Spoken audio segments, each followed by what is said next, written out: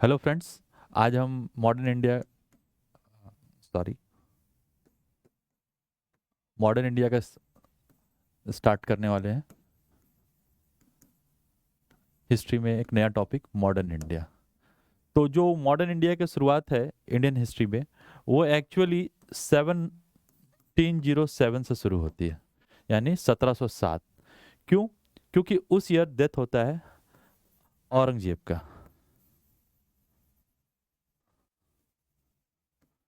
ठीक है, औरंगजेब। और इसी के साथ द ग्रेट मुगल लेगेसी खत्म हो जाती है। ठीक है। अब आप कहेंगे सर कि औरंगजेब के से ही क्यों? देखिए, ये इसलिए क्योंकि भले ही पोर्चुगीज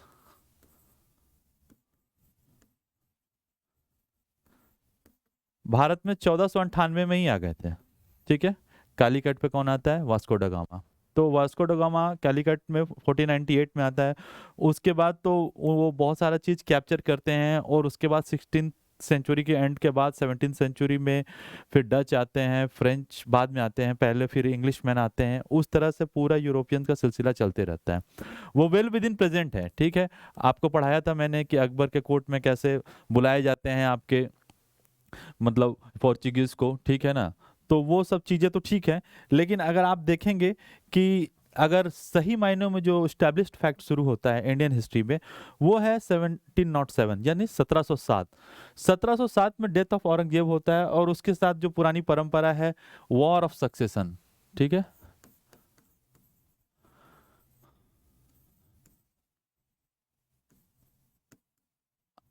वो स्टार्ट हो जाता है। ठीक है।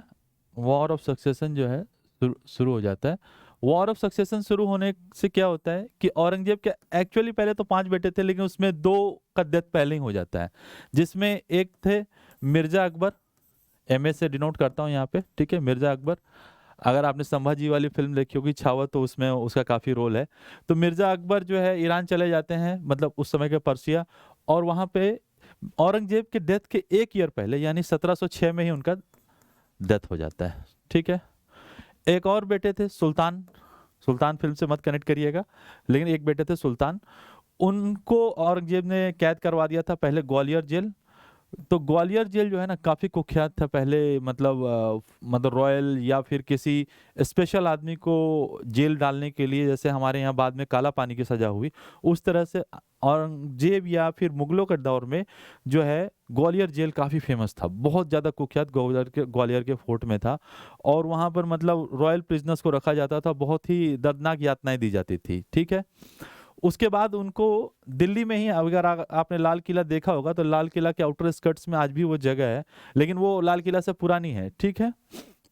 वहां पर एक जेल होता था। ठीक है। सलीमगढ़ फोर्ट। सलीमगढ़ फोर्ट आज के डेट में लाल किला कॉम्प्राइसेस, जो प्रेमाइसेस है उसके अंदर ही है। ठीक है। अगर आप राजघाट से कश्मीरी गेट की तरफ जाएंगे, तो लेफ्ट हैंड साइड में आप देखिएगा, तो आपको वो मिल जाएगी। ठीक है। लेकिन उतना लोगों को ज़्यादा पता नहीं होता कि इतने हिस्टोरिकल फैक्ट। तो आप याद रखिएगा, सलीमगढ़ फोर्ट में उसकी डेथ हो गई। वो एक जेल था। ठीक है। वहाँ डेथ हो जाती है। कब? 1675 में ही। ठीक है। तो 2 बेटे तो पहले ही चले गए। बचा कौन? तो बचा एक मौजम, दूसरा आजम, और तीसरा काम बख्श। के बी से डिनोट करता हूं। ठीक है। तो 3 थे। तो मौजम ने पहले आजम को हरा दिया। ठीक है। ये जजाऊ में, बैटल ऑफ जजाऊ है। ठीक है। ये जगह बिलोंग करती है अभी के डेट में, तो अभी के डेट में यूपी में है। ठीक है, जजाऊ। JAZZAU। ठीक है, जजाऊ में हरा दिया। ठीक है, उसी साल थोड़े दिन बाद। और दूसरे भाई को, काम बख्श को हराया हैदराबाद के पास में। ठीक है ना, नियर हैदराबाद, HYD से डिनोट कर देता हूँ। ठीक है। आप इसको समझिएगा, पैटर्न को लिख लीजिएगा, अगर आप कहिएगा तो मैं उसको एक्सप्लेन भी कर दूंगा बाद में। लेकिन आप नाम याद से रखिएगा कि मौजम ने आजम को कहाँ हराया? तो जजाऊ में हराया। और काम बख्श को कहाँ हराया? तो हैदराबाद में हराया। उसके बाद ये सत्ता नसीन होते हैं और अपना नाम रखते हैं बहादुर शाह। हिस्टोरिकली हम लोग इनको बहादुर शाह 1 से जानते हैं। और आप एक बात याद रखिएगा कि लेटर मुगल्स की शुरुआत भी होती है बहादुर शाह से और एंड भी होता है बहादुर शाह जफर पे ही, ठीक है। तो Bahadur Shah is a common name, आप इसको कंफ्यूज मत करिएगा कि बहादुर शाह से शुरू होती है, ठीक है, 1707 में, और 1857 के बैटल जो इंडियन इंडिपेंडेंस का था, जिसे हम कहते हैं सिपाही म्यूटिनी भी लोग कहते हैं ब्रिटिश, तो उसके में एंड होता है और वो यंगून भेज दिए जाते हैं और वहाँ पे उनका डेथ होता है, ठीक है। तो वो तो एक स्टैब्लिश्ड फैक्ट है, लेकिन आप याद रखिएगा कि पहले हम लोग डील करेंगे बहादुर शाह 1 से, ठीक है। बहादुर शाह 1 पे हम लोग डील करेंगे, तो स्टार्ट करते हैं।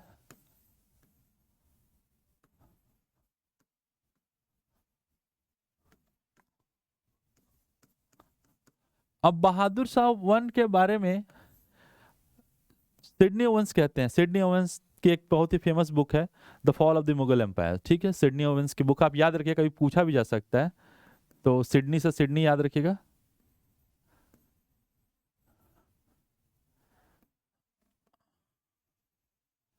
ठीक है, स्पेलिंग है SIDNEY, सिडनी OWENS, ओवेंस। यहाँ थोड़ा सा राइटिंग में प्रॉब्लम आ रही है, लेकिन आप याद रखिए सिडनी ओवेंस की बुक है the fall of the Mughal empire. उसमें वो कहते हैं कि Bahadur Shah is the last emperor, Mughal emperor, of whom something good can be written. Bahadur Shah जो है मुगल एम्पायर के वो अंतिम शासक हैं जिसके बारे में कुछ अच्छा कहा जा सकता है। तो आप सोच लीजिए कि क्या डिक्लाइन की स्टेट रही होगी इसके बाद। जो मैं पढ़ाऊंगा तो आप समझ जाएंगे कि what was the state of decline that has been set into the empire, वो क्या होता है और किस तरह से सब कुछ बिखर जाता है, and why ultimately modern India passes through it, ये आपको अभी पता लगेगा, ठीक है। तो आप याद रखिए सिडनी ओवेंस। दूसरा नाम है काफे खान का। काफे खान उस समय एक बुक लिखते हैं मुल्तखाब उल लुबाब। मुल्तखाब उल लुबाब में ये लिखते हैं इनको साहिब बेखबर,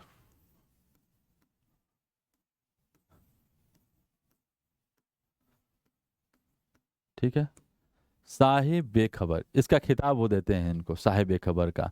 मतलब इनको कोई पता ही नहीं कि क्या चल रहा है नहीं चल रहा है। अब इसके पीछे कई कारण है। इनकी जो पॉलिसीज थी, एक तो रीन बहुत शॉर्ट रहा, 5 साल के लिए राजा रहते हैं, ठीक है, 5 साल में इनकी डेथ हो जाती है, 63 ईयर्स के एज में ये राजा बनते हैं। मतलब मुगल बादशाह, राजा तो बहुत ही छोटा टर्म था उनके सामने। तो जब ये सत्ता नसी होते हैं, जिस समय इनको मतलब राज्य मिलता है, तो उस समय 63 साल की उम्र में थे, ठीक है।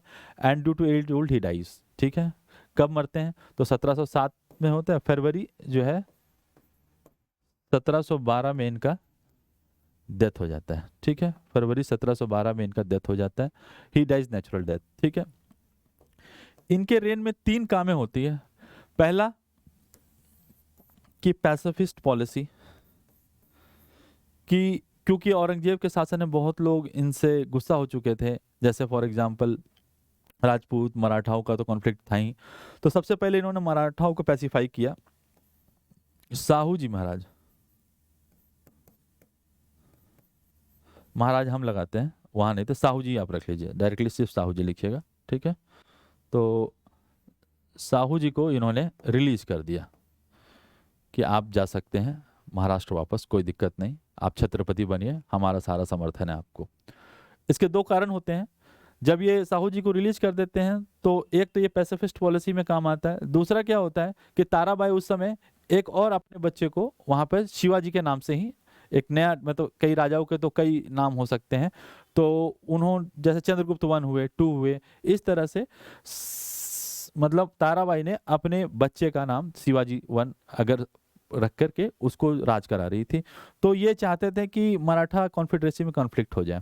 उसमें हम बाद में जाएंगे, जब मराठा उसको हम पढ़ाएंगे तो हम बाद में जाएंगे, लेकिन आप याद रखिएगा कि साहू जी रिलीज को जो है ना, मराठा कॉन्फेडरेसी में एक तरह से देखा गया कि ये जो है मुगलों का आदमी है, ठीक है। ताराबाई ने तो यहाँ तक कहा कि he is an impostor. Impostor मतलब वो आदमी नहीं है, वो बच्चा नहीं है जो असल में था, कोई और है, बहरूपिया है। इम्पोस्टर उसको बोलते हैं, बहरूपिया को, ठीक है, कि एक बहरूपिया है। बस इस बात को यहीं खत्म करेंगे, अगले पर जाएंगे। ये जब मैं पूरा टॉपिक पढ़ाऊंगा तो आप याद रखिएगा कि मराठा एम्पायर में मैं ये आपको पढ़ाऊंगा, ठीक है। दूसरी बात क्या होती है कि जो है दूसरा जो पॉलिसी होता है उसमें क्या होता है कि ये जो है राजपूतों के साथ संधि कर लेते हैं कि पैसिफाई, आपके सारे राज्य सलामत रहेंगे। अजीत सिंह और जो भी बाकी उनसे विद्रोह में थे उनको सबको बोला कि आप चिंता मत करें, ठीक है, आप लोग आराम से रहिए और हम आपको पैसिफाई करें। तो पैसिफिकेशन ऑफ राजपूत्स, ठीक,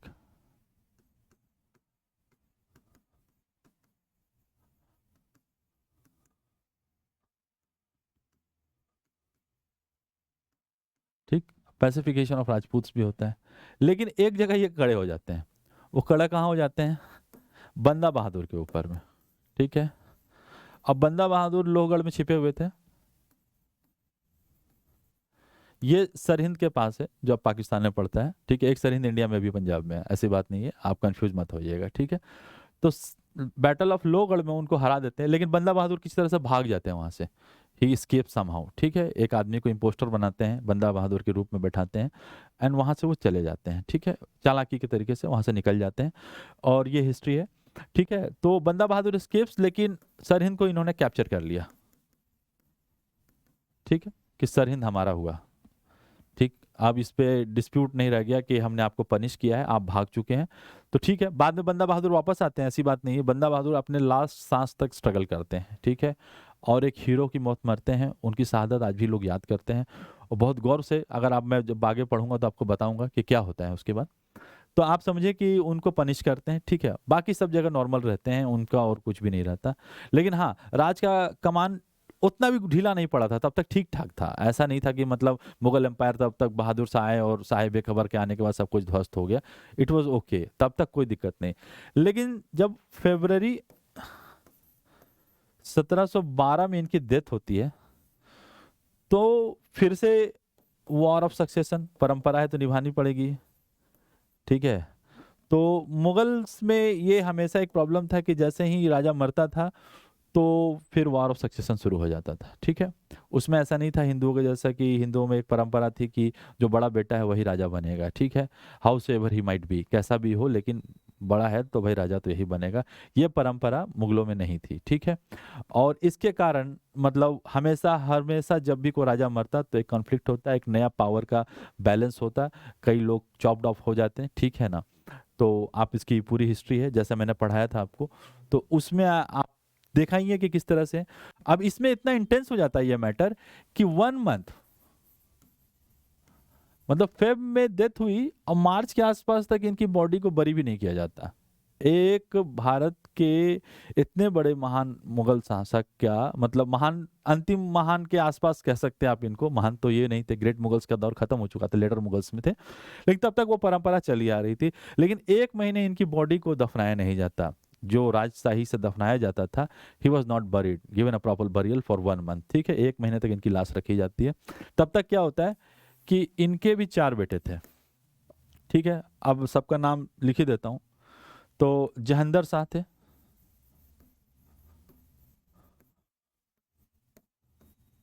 ठीक, अजीमुश शान,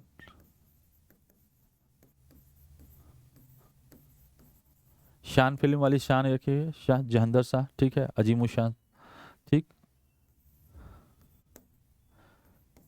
जहान शाह,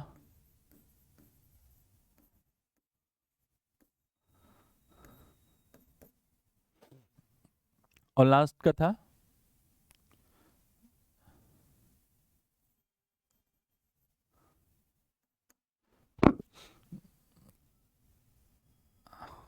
फिरोज। एक सेकंड, स्पेलिंग मिस्टेक हो रही है, मैं इसको करेक्ट करता हूँ।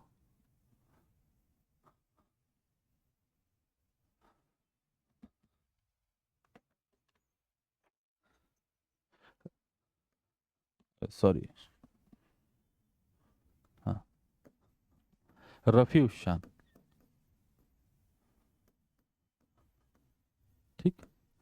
तो फिर 4 बेटे, और फिर फाइट शुरू हो जाती है, ठीक है। तो पहले हुए जहंदर शाह। अब जहंदर शाह ने ईरानी फ्रैक्शन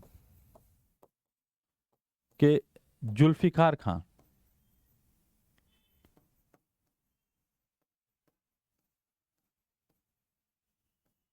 जुल्फिकार खां के मदद से सत्ता हासिल करी, ठीक है। बाकी तीनों भाइयों की मौत हुई, और जुल्फिकार खां को इन्होंने वजीर बनाया, इस- ठीक है, वजीर मतलब प्राइम मिनिस्टर उस जमाने में, तो इनको वजीर की उपाधि दी। जहंदर शाह जीतते हैं, ठीक है। और ईरानी फ्रैक्शन, फ्रैक्शन का क्या था कि जैसा मैंने पहले ही बताया था आपको, लेकिन फिर से यहाँ क्लियर कर देता हूँ, ठीक है, कि जब जब कुछ लोग आते थे बाहर से नौकरी करने के लिए वहाँ पे, तो धीरे धीरे मुगल एम्पायर में 4 फैक्शंस आ गए मिनिस्ट्रीज के अंदर में, कि जो भी मुगल ब्यूरोक्रेट्स थे,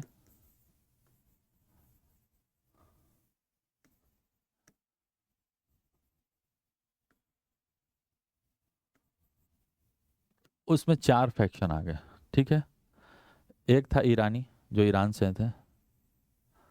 दूसरा तुरानी। तीसरा अफगानी। और चौथा हिंदुस्तानी। क्या था? ईरान वाले पर्सिया से आए हुए थे, ठीक है, मोस्टली शिया थे, ठीक है। ईरान वाले पर्सिया से आए थे, मोस्टली शिया ब्यूरोक्रेट्स थे, ठीक है। स्टेट्समैन भी कह सकते हैं। तुरानी क्या है? ट्रांसोक्सानिया, अब खत्म हो चुके हैं, अब ये जगह नहीं है। कैस्पियन सी से लेकर के जो एरिया अफगानिस्तान का नॉर्थ वेस्टर्न प्रोविंस है, अफगानिस्तान का नॉर्थ वेस्ट, ठीक है, हरिरुद्र रिवर, ये सब का जो एरिया है, अगर आप मैप जाकर देखेंगे, जिसमें बमियान भी आता है, अगर आप बमियान गए हों या फिर बमियान का नाम सुना होगा, बुद्धा की मूर्ति है, तो वो एरिया ट्रांसोक्सानिया है आज के डेट में, मतलब उस जमाने के डेट में। वहाँ से एक फेमस स्कॉलर कब आए थे? अल बिरूनी, ठीक है। तो अल बिरूनी का नाम आपने किताबुल हिंद पढ़ा होगा, वो भी ट्रांसोक्सानिया से थे, ठीक है। गजनी अपने साथ लेके आया था, ठीक है। तो आप इस बात को याद रखिएगा कि मतलब मैंने बहुत पुराने में आपको जोड़ दिया वन ऑफ द फर्स्ट इन्वेशंस में, लेकिन आप याद रखिएगा कि वो भी वहाँ से ट्रांसोक्सानिया इसलिए बताने की कोशिश की, ठीक है। अफगानी तो पता ही है, आज के डेट में जो अफगानिस्तान है, कांधार, ये सब का रीजन, तो वहाँ से काफ़ी पठान वठान आ चुके थे, ठीक है, 15वीं सेंचुरी के आसपास में, और वो बाद में सेटल डाउन हुए, जैसे सुर वुर तो सब वहीं से थे। बाद में बंगश आए, ठीक है, रोहिल्ला आए, ये सारे थे, और वो सब एसिमिलेट हो जाते, उनका एक फैक्शन बनता है। पहले क्या था कि एथनिसिटी जो है बहुत ही ज़्यादा काम करती थी, और रीजन तो रिलीजन तो सबका ज़्यादातर, इसमें तो सारे मुसलमान थे, तो उसमें भी मुसलमान में 2 फैक्शन, शिया और सुन्नी, ठीक है। अब उतने से भी बात नहीं बनी, तो भाई बोले तुम कहाँ से? तो भाई बोला मैं ईरान से, तो बोला मैं तुरान से। तुम कहाँ से? अफगानिस्तान से। और बोले हम कहाँ? तो हम तो हिंदुस्तान के ही हैं भाई, ओरिजिनल है। तो इसी तरह से हिंदुस्तानियों का एक फैक्शन था। हिंदुस्तानी वो जो बहुत पहले इंडिया में आ चुके थे, 11वीं सेंचुरी, 12वीं सेंचुरी, 13वीं सेंचुरी में, या 7वीं सेंचुरी से जब इस्लाम भारत में पनप रहा था, ठीक है। अगर आप देखेंगे तो बैटल ऑफ रवार जो सिंध में होती है, उसके बाद से तो इस्लाम है ही इंडिया में, ऐसा तो नहीं है कि अच्छे ठीक ठाक तरीके से।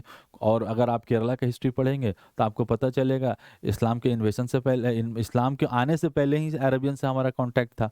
तो वो इस्लामिक लोग थे, और बहुत सारे स्कॉलर्स आकर के नौकरी पाते थे, लेकिन ज़्यादातर जो लोग नौकरी मुगल ब्यूरोक्रेट्स में थे, वो नॉर्थ वेस्ट से आए हुए थे बाय रोड, ठीक है ना, ठीक है। जो सिल्क रोड के आसपास के एरिया थे, वहीं से समरकंद, फरगना, इन सब वैलीज से ज़्यादातर आए हुए थे, ठीक है।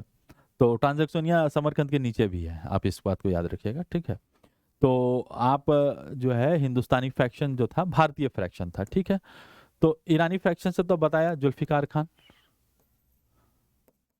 जेके, ठीक है, जेड के कह सकते हैं, ठीक है। और हिंदुस्तानी फैक्शन से थे सैयद ब्रदर्स, ठीक। अब सैयद ब्रदर्स के बारे में आपको थोड़ा डिटेल बता देता हूँ, या बाद में बताऊँ? चलो अभी बता देता हूँ,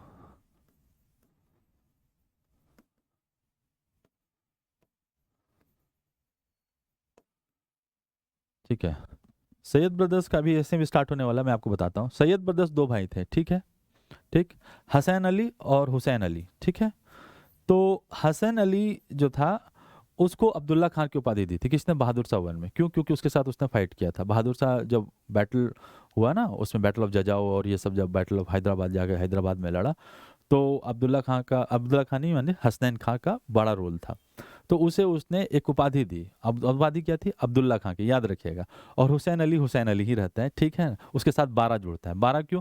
क्योंकि मुजफ्फरनगर के आसपास इनका घर था, और उनके पास 12 गांव की एक जागीरदारी थी, ठीक है। आप याद रखिएगा इस बात को, ठीक। उनके पिताजी का नाम था सैयद मियाँ। सैयद मियाँ 12 गांव के जमींदार थे, ठीक है, 12 याद रखिएगा, 12। और उनको अजमेर और उसके आसपास के इलाकों की भी जागीरदारी मिली हुई थी, और उसमें सूबेदार थे उस जगह के, ठीक है। तो आप इस बात को याद रखिएगा, इतना ज़्यादा हिस्ट्री बताना उनके बारे में ठीक नहीं है, लेकिन आप इतना याद रखिएगा, ठीक है। तो अभी बताया कि वो बनते हैं, ठीक। तो जहंदर शाह बनते हैं, और जहंदर शाह जो है,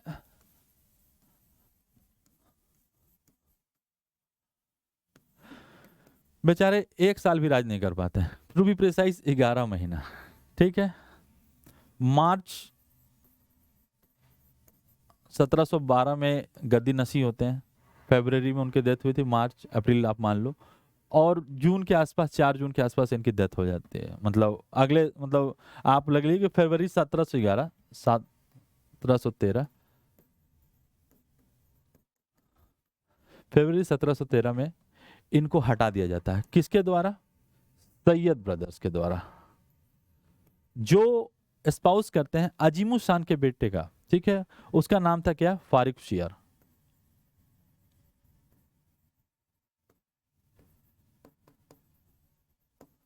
ठीक, फारुख शियार। फारुख शियार के इन्होंने कहा कि नहीं, आपको राजा बनना चाहिए, अजीमुस शान के आप बेटे हैं। और इन्होंने लड़ाई लड़ी और जहंदर शाह को हरा दिया। Zulfikar Khan was beheaded. ठीक है, जहंदर शाह को हराया और इनको राजा बनाया। जहंदर शाह वाज आल्सो बिहेडेड, इनको भी मार दिया जाता है, कोई बचता नहीं है। अगर बात अगर गद्दी की हो तो कोई भी नहीं बचता, अगर जो रास्ते में आएगा वो जाएगा। ये सिद्धांत था मुगल प्रिंसिपल में। आप किसी के भी हिस्ट्री उठा के देख लीजिए, जब जब ये लड़ाई हुई है तो एक भाई ने दूसरे भाई का खून बहाया है। And this is a sad part in Indian history, जिसको लेकर आज भी लोग कुछ ना कुछ डिबेट करते हैं, और ये एक बड़ा टॉपिक बना हुआ है आज भी, और ये वेस्ट है, ऐसे करना नहीं चाहिए। हिस्ट्री को हिस्ट्री के नज़रिए से देखना चाहिए। As a student of history मैं तो यही देखता हूँ। ठीक है, बाकी आपकी अपने व्यू हो सकते हैं। तो आते हैं फखरुख शियार के रूल में, फारुख शियार भी बोलते हैं इसको। ठीक है, तो फारुख शियार जो है,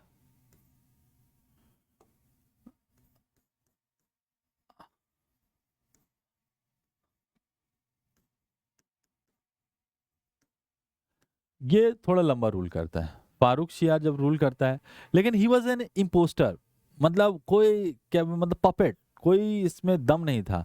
और सैयद बंधु पहले तो स्टार्टिंग में इनके साथ ही काम करते हैं।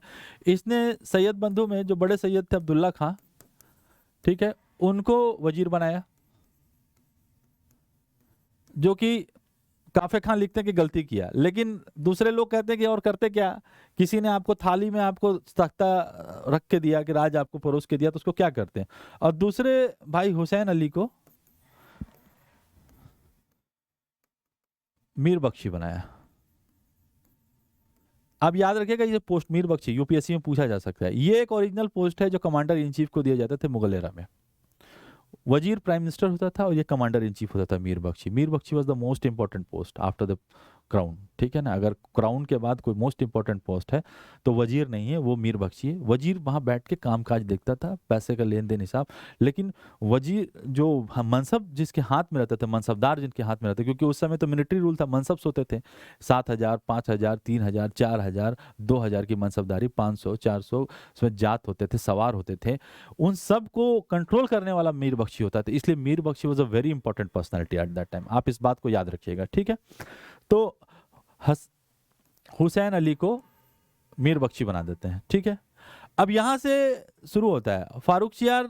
अब ऐसे तो वो डीप हिस्ट्री में नहीं जाना है, आपको जो इंपॉर्टेंट पॉइंट है वो बताता हूं। ठीक है, फारुख शियार के रूल में 3 बड़े इंपॉर्टेंट घटनाएं घटी।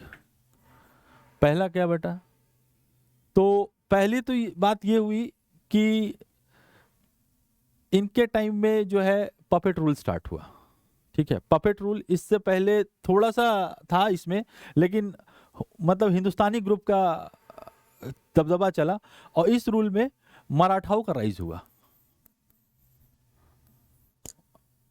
मराठाओं का राइज हुआ। ठीक है, मराठा वापस से उठने लगे। पहला जो इंपॉर्टेंट फैक्ट हुआ कि मराठा राइज हुए, और मैं देखूंगा, आप इसको बताऊंगा कि ये जो है मराठा ही अंत में इनके डेथ का कॉज बनते हैं। ठीक है, अभी 2 मिनट में ही पता चलेगा आपको। दूसरी घटना क्या बटी कि इसने बंदा बहादुर को एग्जीक्यूट करवाया। Banda Bahadur was caught in a battle. कहां पे? आज के डेट में गुरदासपुर है। तो गुरदासपुर में जो है ना, बैटल में बंदा बहादुर को पकड़ लिया जाता है और दिल्ली लाया जाता है। And he among his 700 people, वो उनको ब्रूटली एक्सिक्यूट किया जाता है। 100 बंदों को एक एक दिन में मारा जाता है। और लास्ट दिन छत विछत करके, छत विछत मतलब पहले आंख निकाल लेना, कान निकाल लेना, इस तरह से कर चमड़ा खींच लेना। उसके बाद में बंदा बहादुर लास्ट में मारा जाता है, एकदम लास्ट में, ठीक है, सूली पर लटका के मारना जिसको बोलते हैं, लास्ट में, एकदम लास्ट में, ठीक है। तो बंदा बहादुर को डेथ होती है, एक्सिक्यूटेड इन दिल्ली, ठीक है, ठीक, एक्सिक्यूट हो जाते हैं। और तीसरी जो बहुत बड़ी घटना घटी वो थी कि ये फरमान जारी करते हैं, किसको? ब्रिटिश ईस्ट इंडिया कंपनी को। ब्रिटिश ईस्ट इंडिया कंपनी को ये जो है फरमान जारी करते हैं। अब वो फरमान इतना इंपॉर्टेंट है कि यूपीएससी उसमें क्वेश्चन कभी भी पूछ सकता है, पूछे जाने की हमेशा संभावना रहती है, पीसीएस एग्जाम्स में अक्सर पूछे जाते हैं। What is it? I will tell you now. Sir John Surman थे,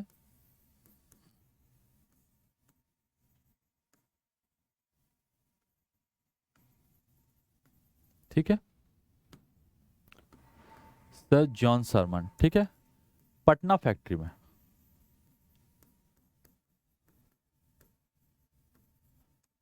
अ प्रोमिनेंट ऑफिसर और चीफ एट पटना फैक्ट्री, ठीक है।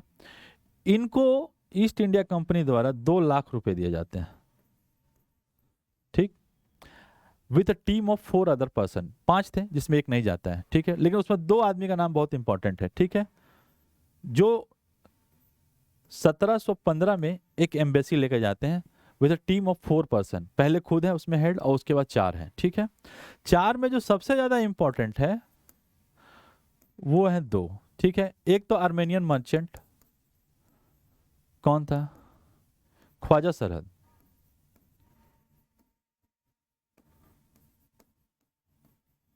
ठीक, आर्मेनियन मर्चेंट ख्वाजा सरहद, ठीक है, पहला वो था। और दूसरे थे विलियम, एक second, Hamilton. I hope I am clear. Khwaja Sarhad और विलियम हैमिल्टन। विलियम हैमिल्टन एक सर्जन थे, ठीक है। अब कुछ लोग कहते हैं कि फारूक सियार को एक बीमारी हो गई थी और बीमारी का बहुत कुछ क्लियर नहीं है। अब कुछ लोग तो उसको कहते हैं सेक्सुअली ट्रांसमिटेड डिजीज थी।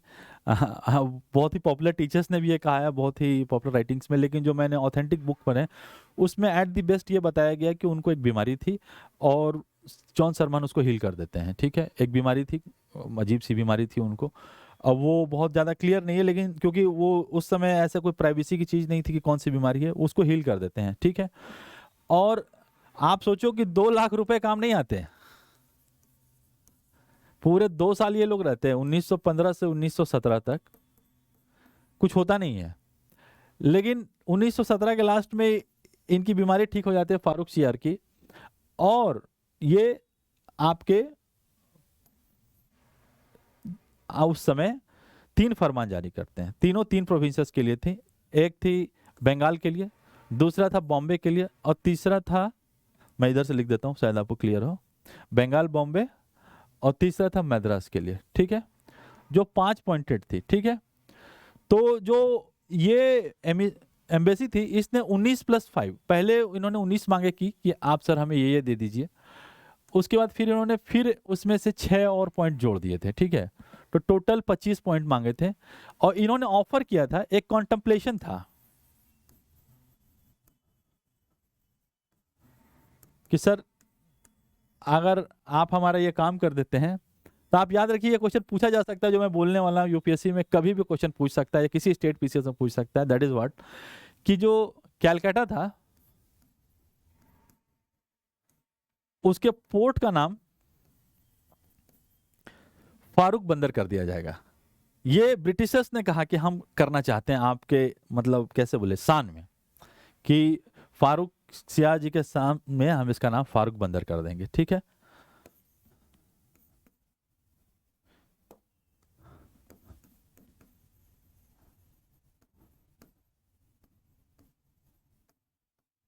ठीक है। और कैलकाटा सिटी का नाम, सिटी उस समय 3 से थे, कालीकत्ता, सतनौती और गोविंदपुरा। इसी तीनों को मिला करके जमींदारी लेकर जॉब चार्नोक ने बनाया था उसको, कैलकाटा को, ठीक है। तो उसका नाम हम लोग क्या करेंगे, फर्रुखाबाद।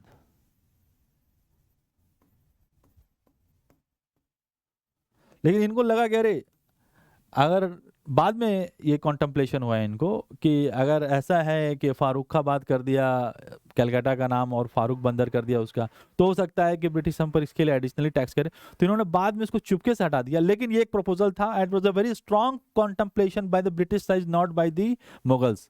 मुगल्स ने ऐसा कुछ नहीं कहा था, बाद में ऐसा कुछ मांगते भी नहीं वो, ठीक है।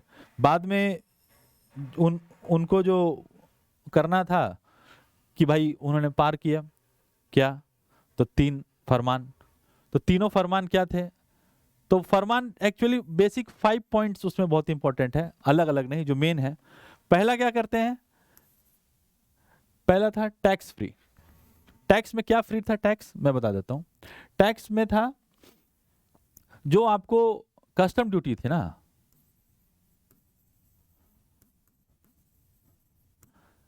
Custom duty not to be taken,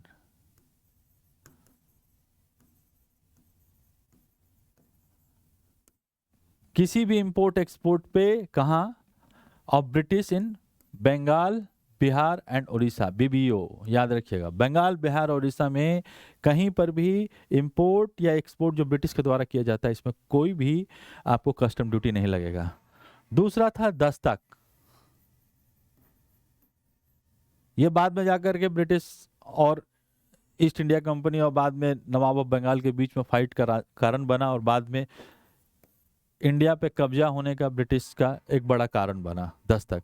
Dastak क्या था? एक परमिट था, ठीक है, जो दस्तक होल्ड करता था। यूजुअली ये ब्रिटिश ईस्ट इंडिया कंपनी के लिए बना था कि आप अपना सामान जब भी किसी कस्टम ड्यूटी चेक पोस्ट से पास करेंगे, आप दस्तक दिखाएंगे, आपसे कोई सवाल जवाब नहीं किया जाएगा, आपके सामान से कोई टैक्सेशन नहीं होगा, वो सीधा पार होगा। तो कस्टम ड्यूटी का जो पहला पॉइंट था वो उसको मनवाने के लिए दस्तक था, उसका प्रमाण था दस्तक। दस्तक कौन साइन करता था? ब्रिटिश ईस्ट इंडिया कंपनी के एजेंट्स, ठीक है, वो खुद उस दस्तक को लिखते थे तो ये गुड हमारा है, और उसका मिसयूज प्राइवेट मर्चेंट्स करने लगे थे, और जो उसके ऑफिसर्स थे, इसी पर झगड़ा होता है बाद में, ठीक है, वो बाद में देखेंगे। तीसरा क्या था? एक बहुत बड़ा चीज जो ब्रिटिशर्स को दी इन्होंने, वो था मिंटिंग राइट्स, कि जो कॉइन्स, ठीक है, सिग्नोरेज का जो बोलते हैं ना, सिक्का छापने के जो है, तो जो सिग्नोरेज के राइट्स उनको दिए, मतलब जो कॉइन मिंट होंगे कहां पे? बॉम्बे में।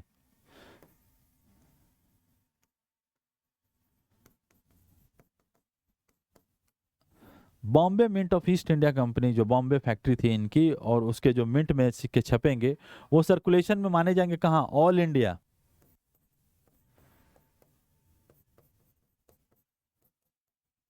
मुगल एम्पायर जो है, एम इसलिए लिख दिया कि ऑल मुगल एम्पायर, पूरा मुगल एम्पायर का एकदम चारों तरफ सर्कुलेशन चलेगा, कोई उसको रोक नहीं सकता, ठीक है। एक वो था, ठीक। इससे जो है बहुत बड़ा राइट माना जाता है, ठीक है, क्योंकि मुगल बादशाह के पास 2 बेसिक राइट्स होते थे, एक खतबा और दूसरा है सिक्का छपवाने का, ठीक है, जिसको टंका बोलते थे, ठीक है। तो आप समझ लें कि ये एक राइट उन्होंने दे दिया, ठीक। इस तरह की बड़ी सारी गलतियां किया फारूक शियार ने, इसी में डेथ होती है उसकी, ठीक है। तो फिर फारूक शियार, अब फारूक शियार का क्या हुआ कि ये तो 3 चीजें थी जो मैंने बता दी, और एक तो ऐसा था, और एक था कि कलकत्ता के आसपास जमीन खरीदने के राइट्स दिए गए थे कि जितना आप चाहें जमीन खरीद लें, कोई दिक्कत नहीं है, आप जमीन खरीदे और बसें, कोई दिक्कत नहीं था। और इसके एवज में कितना देना था ब्रिटिश इंडिया कंपनी को? 3000 रुपए। कितना? सालाना, वो भी अपने छपे हुए सिक्कों में। अब आपके पास सिक्का छापने का राइट है, अपने सिक्का छापिए और उसको दे दीजिए, कोई दिक्कत नहीं है, ठीक है। तो आप समझेंगे कि इतना बड़ा जो ट्रेड का वॉल्यूम था, जिसके लिए 2 लाख रुपए दिए गए कि आप जाइए और सर को कुछ प्रपोज करवा दीजिए हमें, उसमें मात्र 3000 रुपए प्रति सालाना, मतलब आप सोचिए दरिया दिली की भी हद होती है, पूरे इंडिया को लूटवाने में जो इस फरमान का हाथ है ना, मतलब बहुत बड़ा, ठीक है। ये सब तो चल रहा था, कोई दिक्कत नहीं है भाई, मुगल थे तो कुछ बड़ा ही करेंगे, छोटा नहीं करेंगे, ठीक है। उसके बाद क्या हुआ कि इनकी सैयद ब्रदर्स से फारूक शियार की नहीं बनी। फारूक शियार ने हमेशा कुछ प्लान किया कि इन दोनों को हटा दिया जाए, किसी तरह से एक्सिक्यूट करवा दिया जाए, 2-3 बार हुआ। वो डिटेल में इसलिए नहीं जाऊंगा क्योंकि मतलब आप अननेसेसरी हिस्ट्री में ना चढ़ें, हिस्ट्री में वो मेन पॉइंट्स याद रखें। जैसे अभी ये बताया आपको जॉन सरमान का, बहुत सारे क्वेश्चन आ सकते हैं, डायरेक्टली क्वेश्चन आ सकता है, ठीक है, कि write of critically evaluate the embassy of the John Surman, ठीक है। दूसरा, किस डॉक्टर ने हील किया था, ठीक है, वो भी आपको बता दिया, विलियम हैमिल्टन, ठीक। तो आप इस बात को याद रखिएगा। तीसरा, कौन सा एक आर्मेनियन ट्रेडर था उनके साथ, ठीक है, तो वो भी आपको बताया, ख्वाजा सरहद। तो आप समझिए कि जो इंपॉर्टेंट नाम है और जो इंपॉर्टेंट पॉइंट्स है वही हम आपके साथ डिस्कस करेंगे, ठीक है। ठीक, तो ये क्लियर रह गया। अब आगे क्या हुआ कि फारूक सियार को जो है बहुत ज्यादा, मतलब फारूक सियार ने मतलब सपोर्ट जुटाना शुरू करा और बोला कि इनको हटाएंगे सैयद ब्रदर्स को। सैयद ब्रदर्स को हटाना इतना आसान नहीं था। अब यहाँ पे मराठाओं का रोल आता है। सैयद ब्रदर्स में जो दूसरे भाई थे, Hussain Ali, he makes a contract with the Marathas, ठीक है, स्पेशली विथ बालाजी विश्वनाथ,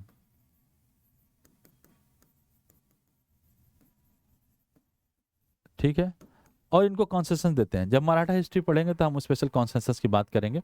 आप बस इतना याद रखिए कि बालाजी विश्वनाथ के साथ कॉन्ट्रैक्ट होता है, और बालाजी विश्वनाथ जो है हुसैन अली के साथ विथ 16,000, नंबर इंपॉर्टेंट नहीं है, आप याद रखिए कि इनके साथ चले जाते हैं, और हमें याद था तो बोल दिया। 60,000 horsemen and cavalry he comes out there in Delhi, और बाई फोर्स जो है पहले फारूक सियार को क्या करते हैं, फारूक सियार को पहले ये लोग बंद करते हैं, उनका आंख फोड़ दिया जाता है, ठीक है। First imprisoned, then his eyes were taken off, and उसके बाद कुछ दिनों बाद नहीं मन मरा तो उसको मार भी दिया। He was the first Mughal king, he was the first Mughal king or emperor, what to say, the better word is emperor, who was executed by his men. अभी तक मुगल हिस्ट्री में ऐसा कभी नहीं हुआ था कि कोई मुगल किंग जो है अपने ही आदमी या सर्वेंट्स के द्वारा मार दिया गया हो। ये पहली बार हुआ कि एक असैसिनेशन हुआ। असैसिनेशन ऐसा हुआ कि आपसे आंख फोड़ दिया फिर मारा। इसके बाद तो ये कहानी हो जाती है, इसके बाद तो लगातार ऐसी परंपरा स्थापित हो जाती है कि मतलब लोग एक्सिक्यूट करवा रहे हैं, ठीक है। ये पहला था लेकिन, ठीक है। तो फारूक सियार का चैप्टर एंड हो जाता है, ठीक है। अब फारूक सियार चला गया तो कोई तो चाहिए गद्दी पे, ठीक है। तो इस बार सत्ता की लड़ाई नहीं होती है। अब क्योंकि ये दोनों भाई हैं तो इन्होंने अपने एक तो पपेट को सेट किया, ठीक है। तो रफी उद दराजात, ठीक है, पहले इसको चुना, ठीक, और उसका डेथ हुआ था 1719 में, ठीक। फारूक सियार वो एक्सिक्यूटेड इन 1719 में बालाजी पेशवा आते हैं, ठीक है, और रफ़ीउद्दराजात को बनाते हैं, ठीक है। रफ़ीउद्दराजात जो है आप अंदाजा लगाइए कि मात्र 94 दिन के लिए राजा रहता है, कंजम्पशन से मर जाता है। कंजम्पशन उस जमाने में टीबी को कहते थे, आप इसको अदरवाइज ना लीजिएगा, क्लियर कर दिया, ठीक है। कंजम्पशन से ही डाइड ऑफ कंजम्पशन, ठीक। अब कुछ कहते हैं दवा दे दिया मार गया। उसके बाद इसका भाई बनता है, ठीक है, रफ़ीउद्दौला।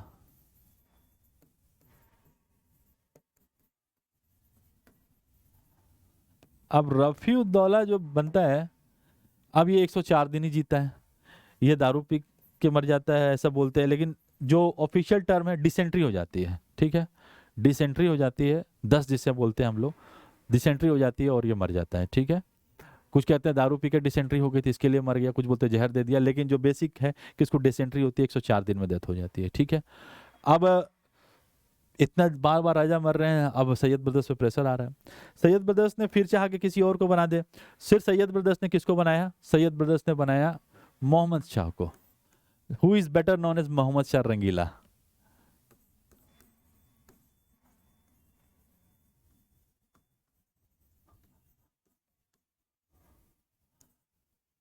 कोटेशन में डालता हूं, ठीक है, मोहम्मद शाह रंगीला, लेटर हाफ में जाने गए मोहम्मद शाह रंगीला के नाम पे, ठीक है। तो मोहम्मद शाह रंगीला आते हैं, और मोहम्मद शाह रंगीला के आने के बाद जो है आप देखेंगे कि अब कोर्ट के जो बाकी फैक्शंस थे उन्होंने बोला कि यार ये तो बहुत ज़्यादा हो गया, ठीक है। और उसमें जो तुरानी ग्रुप था वो उसने बोला कि नहीं नहीं इसको तो मारना पड़ेगा। उसमें सादत खान थे और भी थे, शहजाद खान थे, बहुत लोग थे। उन्होंने बोला कि इसको मारना है। Then they hatch a conspiracy, और उसमें 1720 में जो है इसको एक्सिक्यूट करते हैं, क्या कहते हैं, सैयद ब्रदर्स में। तो जो हुसैन अली थे, जैसा मैंने आपको पहले बताया, हुसैन अली क्या थे, मीर बख्शी थे, ठीक है। तो एक दुरानी ग्रुप के मेंबर आते हैं शहजाद, वो उनको देते हैं कुछ वजीफा पढ़ने के लिए कि सर एक डिस्प्यूट है, आप पढ़ लें इसको, ले दिए। उसने पढ़ना शुरू किया and he steps him out, समझे। बस वैसे ही इसकी डेथ होती है। इसमें जो राजमाता रहती हैं, जो मतलब मदर्स, इनकी जो मदर है, उनका प्रोमिनेंट रोल रहता है, वो हैच आउट करती है सादत खान के साथ मिल करके, और ये घटना घटती है, ठीक है।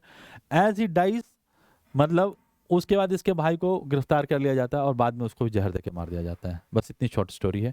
यहाँ पर मतलब आपका सैयद ब्रदर्स का रोल समाप्त होता है और एक नया फेज चालू होता है, ठीक है।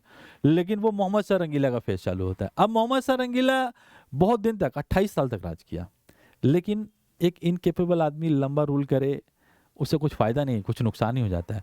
हुआ ये कि पहले तो बालाजी विश्वनाथ आकर के पहले एक राजा को हटाया उसमें। उसके बाद क्या हुआ कि इसके राजकाज में इतनी हालत बिगड़ गई कि फ्रेगमेंटेशन होने लगे, ठीक है। फ्रेगमेंटेशन में क्या हुआ कि पहले अवध अलग हो गया, ठीक है, फिर बंगाल अलग हो गया, और ये सब चल ही रहा था कि फिर हैदराबाद ने बोला कि भैया हमें भी छोड़ दो, ठीक। अब ये सब नॉमिनल सुजरेंटी के अंदर आ गए कि ठीक है, आप हैं मुगल बादशाह, हम आपके अंदर नॉमिनल है, मतलब कोई ऐसा नहीं है कि फिक्स रूल है कि आपके साथ है, लेकिन हाँ, हम आपके अंदर ही है। एक नॉमिनल रिस्पेक्ट है कि पिताजी है, राष्ट्रपति है, तो प्रणाम कर लिया, बस, इससे ज़्यादा कुछ नहीं रहता। और इसी के बाद जो है डिग्रेडेशन चालू होता है। हालांकि हैदराबाद के जो चिंकिलिज खान थे, जिनको निजाम उल मुल्क बोलते हैं, उन्होंने काफ़ी कोशिश करी थी, वो एक्चुअली रहे थे वहाँ पे, क्या कहते हैं, वजीर के रूप में, कि सब कुछ ठीक हो जाए, लेकिन होता नहीं है ठीक, और वो फिर छोड़ के हैदराबाद चले जाते हैं। तो आप समझ लें कि इस तरह से जो है ना, रूल मतलब बिगड़ता चला जाता है। अब बिगड़ने का आलम यहां तक आता है कि मार्च 1737 में, मार्च 1737 में बाजीराव, जो फिल्म देखी होगी हमने, बाजीराव मस्तानी, वही बाजीराव आते हैं दिल्ली, बादशाह को टेरराइज करते हैं, पैसा लेते हैं और फिर चले जाते हैं, ठीक। बाजीराव रेड कर सकते हैं, बाजीराव रेड्स दिल्ली, ठीक है। अब इतने पे भी नहीं हुआ था, तो एक ऐसी घटना घटती है कि इसके बाद मुगल एम्पायर कभी उठ नहीं पाता, एंड दैट इज 1739,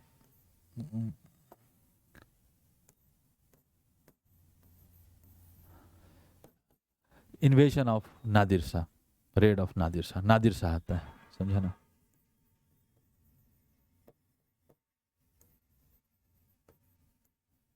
ठीक, नादिर शाह का आना मतलब ब्रिटिशर्स और मराठा आने से पहले, अगर नादिर शाह नहीं आता तो इन लोग आ नहीं पाते। नादिर शाह के आने के बाद जो है ना,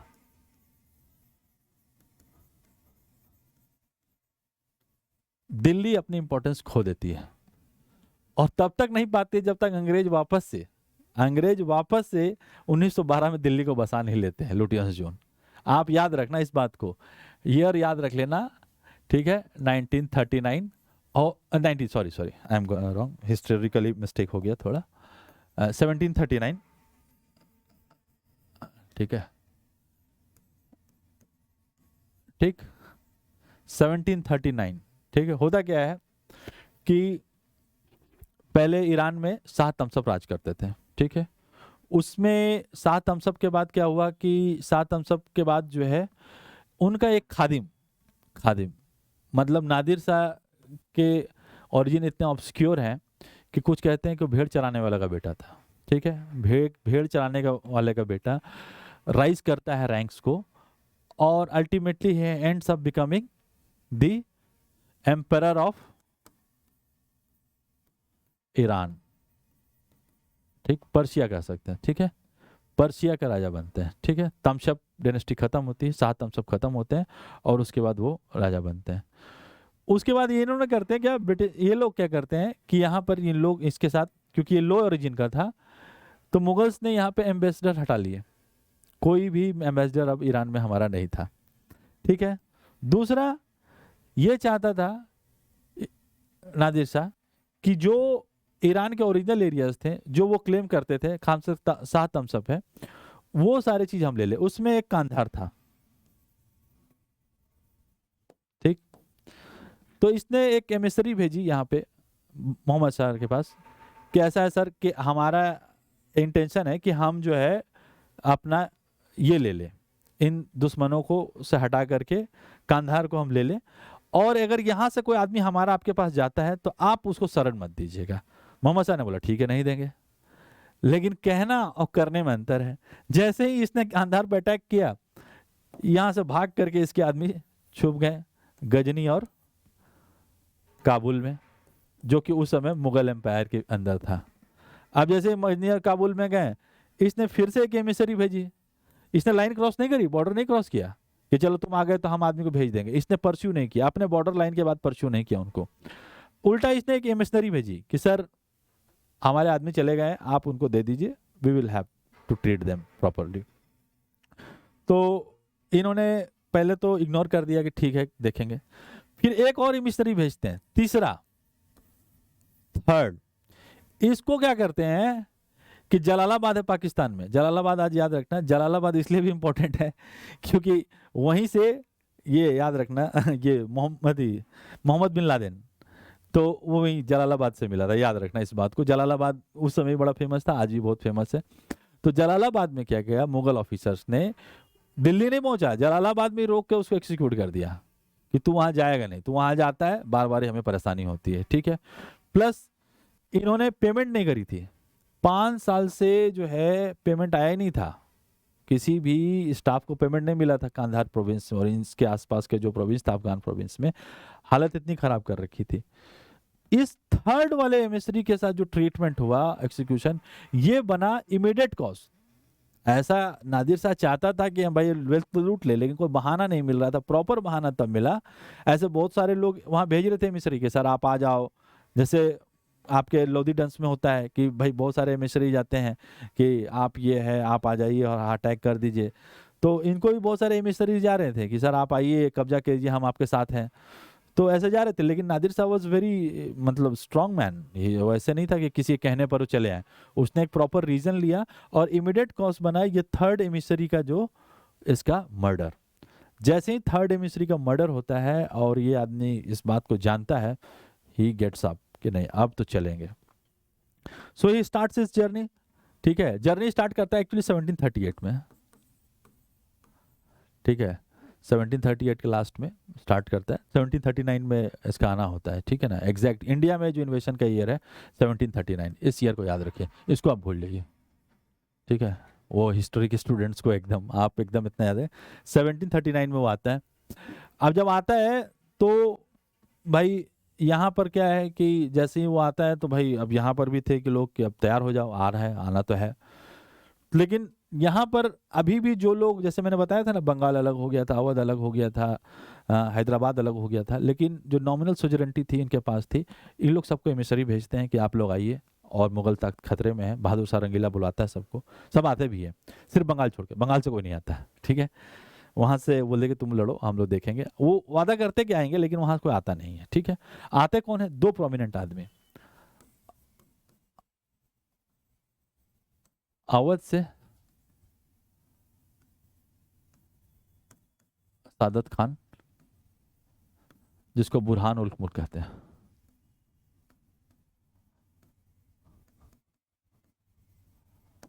ठीक। और दूसरा हैदराबाद से असफ जाह,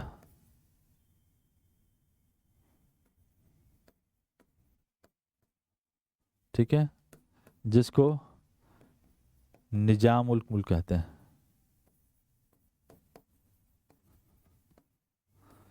अब ये दोनों राइट एंड लेफ्ट है एक दूसरे का। निजाम उल मुल्क का ओरिजिनल नाम चिंकलिज खां था, याद रखिए, चिंकलिज खां, ठीक है।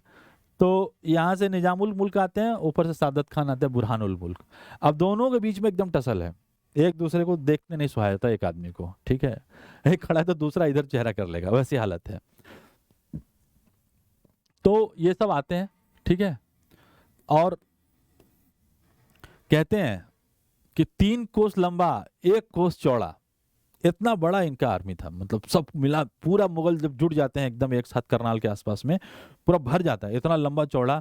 जो फॉरेनर्स थे उन्होंने कहा कि अगर कोई यूरोपियन लाइन पे कोई ट्रेंड आर्मी होती तो पूरी दुनिया जीत लेती, इतनी बड़ी आर्मी थी। और उस आर्मी के कारनामे भी सुनाऊंगा आपको। इनके हालम ये था कि इनको पता ही नहीं था कि वो आ कहाँ से रहे हैं, रास्ता कहाँ है, कहाँ पर है। व्हाट हैपेंड कि जब अवध से सादत खा रहे हैं तो उनके जो रसद होते थे ना, ठीक है, रेशन, रसद को राशन बोलते हैं हिंदी में, इंग्लिश में रेशन बोलते हैं, हिंदी में रसद बोलते हैं, ठीक है। उसके कैरावन जो कारवां था ना, ठीक है, उस पर जो है इनके जो नादिर शाह है,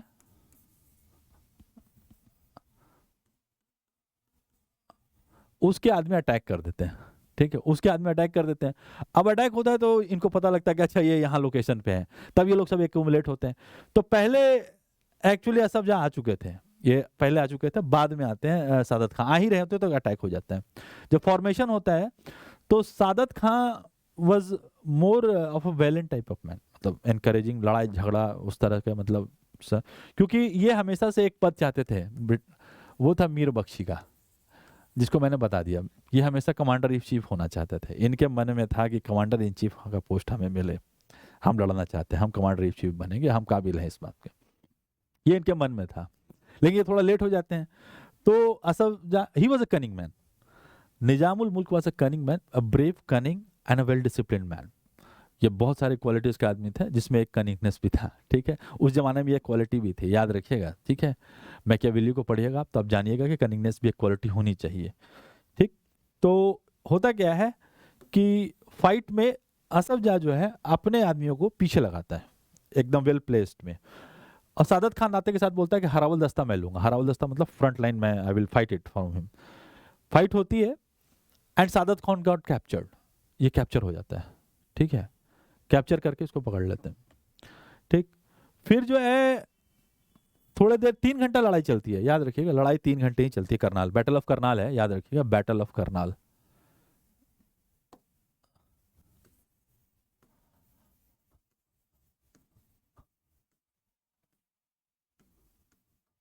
ठीक है, सारी लड़ाइयाँ पानीपत में नहीं हुई, कुछ करनाल में भी हुए, जिसमें ये एक फेमस वन है, ठीक है, बैटल ऑफ करनाल। तो बैटल ऑफ करनाल में 3 आवर में साफ हो जाता है कि ये लोग टिकने वाले नहीं है। मैंने बोला ना कि इतनी लंबी चौड़ी सेना कोई काम के नहीं, सब वहीं रख जाते हैं। 3 घंटे में सफेद झंडा उड़ जाता है और फिर बात कंप्रोमाइज की शुरू हो जाती है। कॉम्प्रोमाइज कौन करता है? तो कौन सा? असफ जाह करता है,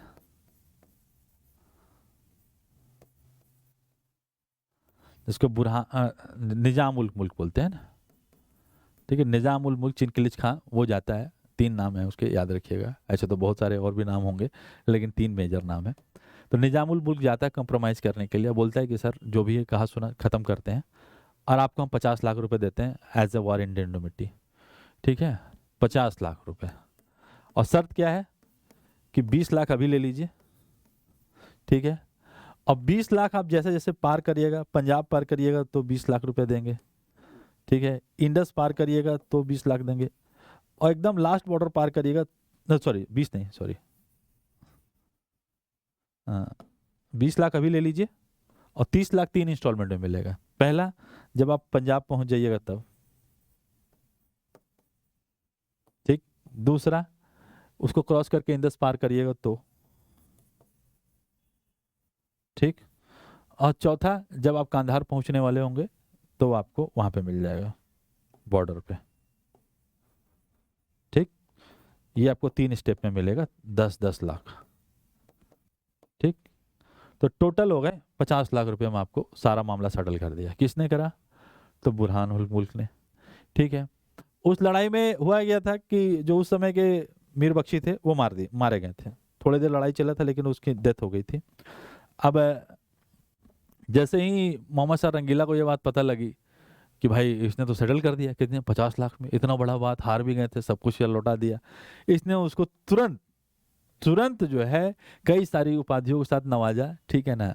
कम से कम 15-20 उपाधियां हैं, नॉट इंपॉर्टेंट एट ऑल, एक भी नाम आप याद नहीं रखिएगा, सिंपली आप याद रखिएगा उसको क्या बनाया, मीर बख्शी। अब जैसे ही मीर बख्शी बनाया तो सादत खान को ये बात पता लग गई, बेचारा वो कैंप में था, बात तो हल्ला हो ही गई कि ऐसा ऐसा सेटलमेंट हुआ है और अपोजिट साइड में ये हुआ है कि मीर बख्शी इसको बना दिया है, किसको, तो भाई निजाम उल मुल्क को। अब जो है बुरहानुल मुल्क का एकदम चेहरा सादत खान का फूल गया, उसने बोला मुझे अपॉइंटमेंट कराओ इससे। तो बड़ा आदमी था, ऐसा तो कोई छोटा आदमी तो था नहीं कि भाई मिलना चाहता, एक मिलिट्री जनरल थे और इतने बड़े एम्पायर के बाद अवध के नवाब थे और मतलब काफ़ी अहदेदार थे, मतलब ऐसा रिस्पेक्टेड मैन थे। And he has a connection with Iran also, they were from Irani party से थे वो, शुरू से ईरान से ही आए हुए थे वो लोग, ठीक है ना, शिया मुस्लिम्स, तो ईरान से उनका कनेक्शन था, तो बहुत सारे लिंक थे। वो जाते हैं, Burhanul Mulk gets an appointment from home, from Nadir Shah, ठीक है, कि नादिर शाह से अपॉइंटमेंट होता है। उसने बोला कि आपको कितना दे रहा है वो, तो बोला 50 लाख रुपए, कैसे कैसे, तो बोला 20 अभी देगा, 10 ऐसे देगा, 10 वहाँ देगा और 10 वहाँ देगा। तो बोला बस 50 लाख, तो बोला हाँ भाई 50 लाख, उस जमाने में 50 लाख 50 लाख होते थे, 2 लाख तो जॉन सरमान लेकर आया था, तो वहाँ उस पर बोर्ड ऑफ डायरेक्टर्स बैठ गए थे कि तू 2 लाख रुपए खर्च कर दिए तूने, ठीक है, यहाँ तो 50 लाख की बात है भाई, पूरा हमारा खर्चा उर्चा हो गया। बोला कि आप मूर्ख हैं। नाजिर साहब बोला ऐसा, बोला तू क्या दिलवा सकता है, बोला मैं आपको 20 करोड़ रुपए दिलवाऊंगा, याद रखना इस बात को मेरी। बोला कि 20 करोड़ रुपए आपको दिलवाऊंगा, लेकिन शर्त यह है कि आप दिल्ली चलो, अब मैं जैसा कहूंगा वैसा करो। तो बोला तू 20 लाख, बोला याद रखना नहीं तो जान ले लूंगा तुम्हारी, बोला हाँ ले लेना सर, आपको मेरा हाँ है। लेकिन अब देखो गद्दारी कहाँ होती है, इसको बनना था मीर बख्शी, नहीं माना, तो उसने बोला कि भाई अब मैं बताता हूँ तुमको, मैंने जान लगाई, मैं फंसा हुआ हूँ और तू उसको यहाँ पे यारे वफादार फलाना ढिमकाना ये टाइटल दिया जा रहा है, तो ये नहीं चलेगा। जलन, जलन एक ऐसी चीज है जो हमेशा ही बड़े परिवार, बड़े लोगों या फिर जहाँ भी के बड़ी संस्थान, हर जगह पे मौजूद होती है, और वो मोस्ट डेंजरस कंपोनेंट होती है कहीं भी। मतलब मैं हिस्ट्री से आउट जा रहा हूँ लेकिन फिलोसफी में चला जा रहा हूँ, लेकिन आप याद रखिएगा हिस्ट्री में अक्सर आप इस कंपोनेंट को पाइएगा, जलन। गद्दारी के पीछे जो सबसे बड़ी वजह होती है जलन होती है। इसने जलन में कि भाई मैं फंस गया और मुझे पूछा भी नहीं, और तुमने उसको इतना सब कुछ दे दिया, थोड़ा वेट कर लेते, मुझे छुड़वा लेते, मैं भी था, मुझसे काउंसिल कर लेते, ठीक है। लेकिन अब ये बात जब नहीं हुई तो उन्होंने बोला कि हम तो तुमको हटा देंगे, भाई अब तुम राजा नहीं रहोगे, अब हमारे हिसाब से चलो, बहुत हो गया तुम्हारा रंगीला, रंगीलापन देख लिए, अब हम बताते हैं तुम्हारे साथ क्या करते हैं। इसने बोला कि भैया हम तुमसे दिलाएंगे 20 करोड़ रुपया, आप याद रखना इस सम को, आप पढ़ लेना किसी भी सोर्स में, 20 करोड़ रुपया टू बी एग्जैक्ट। ये पूरे मुगलिया सल्तनत की कीमत लगाई थी किसने, बुरहान उल मुल्क ने। उसकी सजा उसको मिलती है, ज़्यादा दिन नहीं, 15-20 दिन में उसको सजा मिलेगी अभी, ठीक है। जो होता है ना बुरे काम का बुरा नतीजा, जलन का उसको अभी मिलेगा। जलन जो है सबसे पहले उसी चीज को जलाता है, जैसे एसिड जिस बोतल में रखा रहता है पहले उसको जलाता है, उसी तरह जलन सबसे पहले बुरहानुल को जलाता है, कैसे अभी पता लगेगा। अब जो है भाई 50 लाख के जगह पे 2 करोड़, 20 करोड़, सॉरी 20 करोड़ जब मिलेंगे तो सर्टेनली कि भाई इसका पल्ला तो भारी हो जाएगा ना, ये तो ऊपर चला जाएगा। 50 लाख है ही क्या 20 करोड़ के सामने, सीधा 40 गुना की बात हो रही है, 40 गुना, 40 टाइम्स, 40 × X, ठीक, 40 गुना। अब नादिर शाह ने देखा कि इतना पैसा, तो पैसा ही पैसा, बोला हाँ, बोले चलो, चले। इसने बुलाया बात के बहाने किसको, मोहम्मद शाह रंगीला को, MSR लिख रहा हूँ, ठीक है, मोहम्मद शाह रंगीला को, कि हम आपसे बात करना चाहते हैं। बुलाया अपने कैंप पे साइड, कैंप में बुला के बंदी बना लिया, बोला कि अब आप हमारे बंदी हो। बोले क्या करें, बोले ऑर्डर दिया जाए कि सेना वापस जाए, और एक घोषणा होती है, वो 3 कोस लंबी और 1 कोस चौड़ी सेना को यहाँ से कोई डायरेक्ट करता है बगाड़ा नगाड़ा बजा करके कि यू आर अबेंडन, आप घर जा सकते हैं, महाराज हमारे साथ हैं, एम्पायर इज विथ अस, आप कृपया करके घर जाएं। इतना भयंकर कंफ्यूजन मच जाता है मतलब वहाँ पे कि मतलब सेना को पता ही नहीं कि खाना कौन देगा, राशन कौन देगा। अब तो बुरहानुल मुल्क भी पकड़ा गया है और चिंकलेज खां को तो अब कुछ पता ही नहीं चल रहा है क्या करें। अब क्या हुआ कि गाजे बाजे के साथ मोहम्मद शाह रंगीला के साथ स्वयं जो है नादिर शाह कहाँ आते हैं, दिल्ली, रेड फोर्ट, शाहजहानाबाद। ठीक है, तो कौन भाई, पूरे द्वार के साथ स्वागत होता है किसका, तो नादिर शाह का। उसके साथ कौन आते हैं, मोहम्मद शाह रंगीला। और उसके साथ कौन है, तो बुरहान उल मुल्क, जो इसको 20 करोड़ का वादा कर चुका है। अब मोहम्मद शाह रंगीला के साथ ड्रैग होने होते हैं पूरे, जितनी सेना वेना सब पीछे पीछे। चलो भैया अब क्या कर सकते हैं। हाँ, तो निजाम उल मुल्क भी इसके साथ रहते हैं। अब यहां पर आकर के नादिर शाह कहता है बुरहानुल मुल्क को कि बेटा अब तुम 20 करोड़ रुपए मुझे दो, नहीं तो जान से जाओगे। बोला था अब आ गए दिल्ली, चलो 20 करोड़। तो बोला एक दिन में थोड़े हो, कुछ टाइम दो। अब बुरहान मुल्क को लगा था कि ये चुपड़ी चुपड़ी बातों में इसको मना लेगा, लेकिन नादिर शाह ऐसा आदमी था नहीं कि इसको इतना आसानी से बना। बहुत ही from nothing to everything. Nadir Shah क्या है, एक भेड़ चराने वाला का बेटा इतना बड़े। कहते हैं कि जब नादिर शाह अपने फुल फ्लेज में था, मतलब बैटल ऑफ करनाल के टाइम, दुनिया में कोई ऐसी ताकत नहीं थी जो उसको हरा सके। There was no one to challenge Nadir Shah. याद रखने का इस बात को, जब नादिर शाह अपने पीक पे था। ठीक है, नादिर शाह की ये ताकत थी। तो इवन इन यूरोप, उस समय यूरोप में भी कोई उसको चैलेंज नहीं दे सकता था, मतलब दुनिया में, मतलब एकदम ऐसे जबरदस्त चीज थी नादिर शाह। ठीक है, तो नादिर शाह जो है दिल्ली पे हावी हो जाता है। लेकिन सॉरी, एक सेकेंड,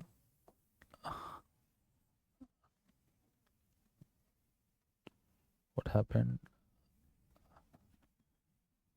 तो नादिर शाह जो है दिल्ली पे हावी हो जाता है, और वहां पर भाई अपने टर्म्स एंड कंडीशन। अब ये होता है कि जो उनका प्राइवेट रूम था, प्राइवेट रूम किसका, मोहम्मद शाह रंगीला का, वहां पर रहते हैं Nadir Shah with his best concert. आप याद रखिएगा कि जो उनकी बेस्ट कंसर्ट थे, ठीक है, उनके साथ रहते हैं। ठीक, मान बाई नाम था, याद रखिएगा। मान बाई उस समय की सबसे बड़ी तवायफ होती थी। ठीक है, और उनका बहुत चर्चे हैं, मतलब अगर बाजार गॉसिप्स आप पढ़ेंगे तो बहुत ज़्यादा। लेकिन मान बाई का एक रोल आएगा, वो रोल क्या आएगा अभी ये बताऊंगा, इसलिए उनका नाम ले लिया। कि आप याद रखिएगा कि इनके साथ रहते हैं नादिर शाह खुद कंफर्ट के लिए, और ये शिफ्ट हो जाते हैं जनाना में। अब रहने के लिए कोई जगह नहीं है, जो आपका रूम था वो ले लिया, तो भाई आप कहाँ जाएंगे, तो जनाना में शिफ्ट हो जाते हैं। और आपकी जनाना कहाँ है, तो यहाँ पर भाई, ये तो आलम हो गया था। ठीक है, अब बात आती है फिर, अब एक दो दिन बीते, एक दिन, तो भाई हिंदुस्तानी लोग भी यूनिक होते हैं, इनको बुलाया और बाजार में ये अफवाह फैल गई कि नादिर शाह मर गया। ठीक है, बाजार में ये फैसला हो जाता है कि नादिर शाह इज डेड, कुछ खिला के मार दिया उसको। ये बाजार में जैसी अफवाह होती है, कुछ ईरानी, मतलब ईरानी कहेंगे, पर्शियन सोल्जर्स जो है जाते हैं बाजार। ठीक है, आज के डेट में ये एकदम रेलवे स्टेशन के बाद पहाड़गंज है, ठीक है, वहीं पे। ठीक है, पहाड़गंज के बगल में, पहाड़गंज से ही शुरू होता है। ठीक है, तो पहाड़गंज में जो है ना, आज भी वो जगह है इसलिए बता दिया, और रेलवे स्टेशन के जस्ट सामने है आज। तो वहाँ मार्केट लगा था, और वहाँ पर वो जाते हैं मंडी में, तो उसका रेट सोर हो गया था, क्योंकि भाई अब टाइम ऑफ क्राइसिस में तो ऑटोमेटिकली चीज़ों के दाम बढ़ जाते हैं। तो ईरानी सोल्जर्स ने इंटरप्ट करने की कोशिश करी कि भाई हमें सामान सस्ते में दिया जाए। व्यापारियों ने बोला, मर्चेंट सेड नो, हम आपको सामान सस्ते में नहीं देंगे, यही रेट है, आपको इसी में इम्प्लाई करना पड़ेगा।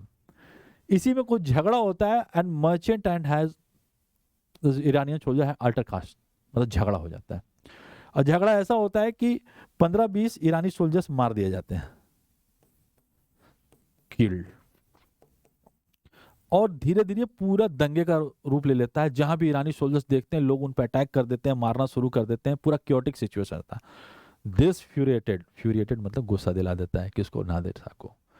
उसके बाद नादिर शाह ने मतलब जो किया, आज तक दिल्ली के इतिहास में तैमूर ही एक ऐसा आदमी है, तैमूर लंग, ठीक है, जो मुगलों के 1398 में आया था, मुगलों के एंसेस्टर थे। तैमूर लंग को छोड़ के और किसी ने नहीं किया था कत्लेआम, मैसेकर, और पूरा सिस्टमैटिक मैसेकर।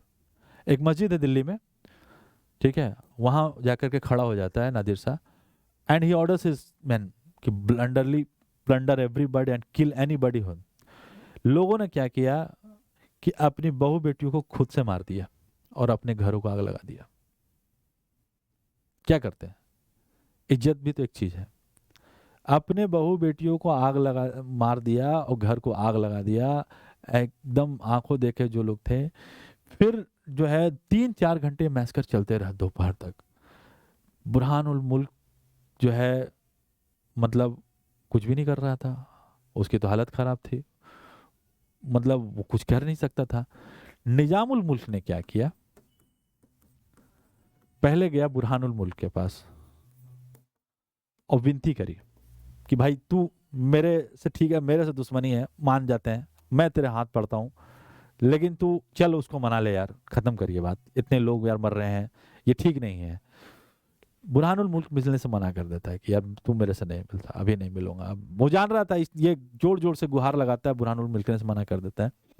एंड बुरहानुल मुल्क जो है अपने हाथों को जो है अपनी पगड़ी निकालता है, अपने हाथों को बांधता है और घुटनों पर उस मस्जिद पर चढ़ता हुआ, ठीक है, घुटनों के बल पर उस मस्जिद पर चढ़ता हुआ उसके पैर पकड़ लेता है नादिर शाह के। बहुत सारी खामियां होगी बुरहानुल मुल्क में, लेकिन उस दिन उसने एक ह्यूमैनिटी का एक बड़ा जेस्चर दिखाया, इतना बड़ा आदमी होकर के उसके पैर पकड़ लिया और माफी मांगी कि मैं, मेरा सिर काट दो लेकिन लोगों को बख्श दो, ये मतलब जाति बंद कर दो। उनको पता नहीं था, जिसने भी किया उसने, उन्होंने तो नहीं किया था, उनको नहीं पता, आपको पता है। इस इंसिडेंट के बाद फिर उसने ऑर्डर दिया नादिर शाह ने कि कत्लेआम बंद किया जाए। लास्ट से बोलते हैं कुछ लोग कि 39,000, अब जो डाटा मैंने पढ़ा है यही है, लेकिन लोग बोलते हैं कि शहर में तो मतलब कोई बचा ही नहीं था, चांदनी चौक ये सब तो साफ हो गए थे एकदम। रॉटन स्मेल, ठीक है, रॉटन स्मेल जो है मतलब मांस के सड़ने की बदबू, चील कौवे दूर दूर तक, ऐसा मतलब कत्लेआम दिल्ली रहा ही नहीं। उस दिन दिल्ली दिल्ली नहीं था। बुरहानुल मुल्क ने उसी रात को थोड़ी देर बाद जहर खा लिया।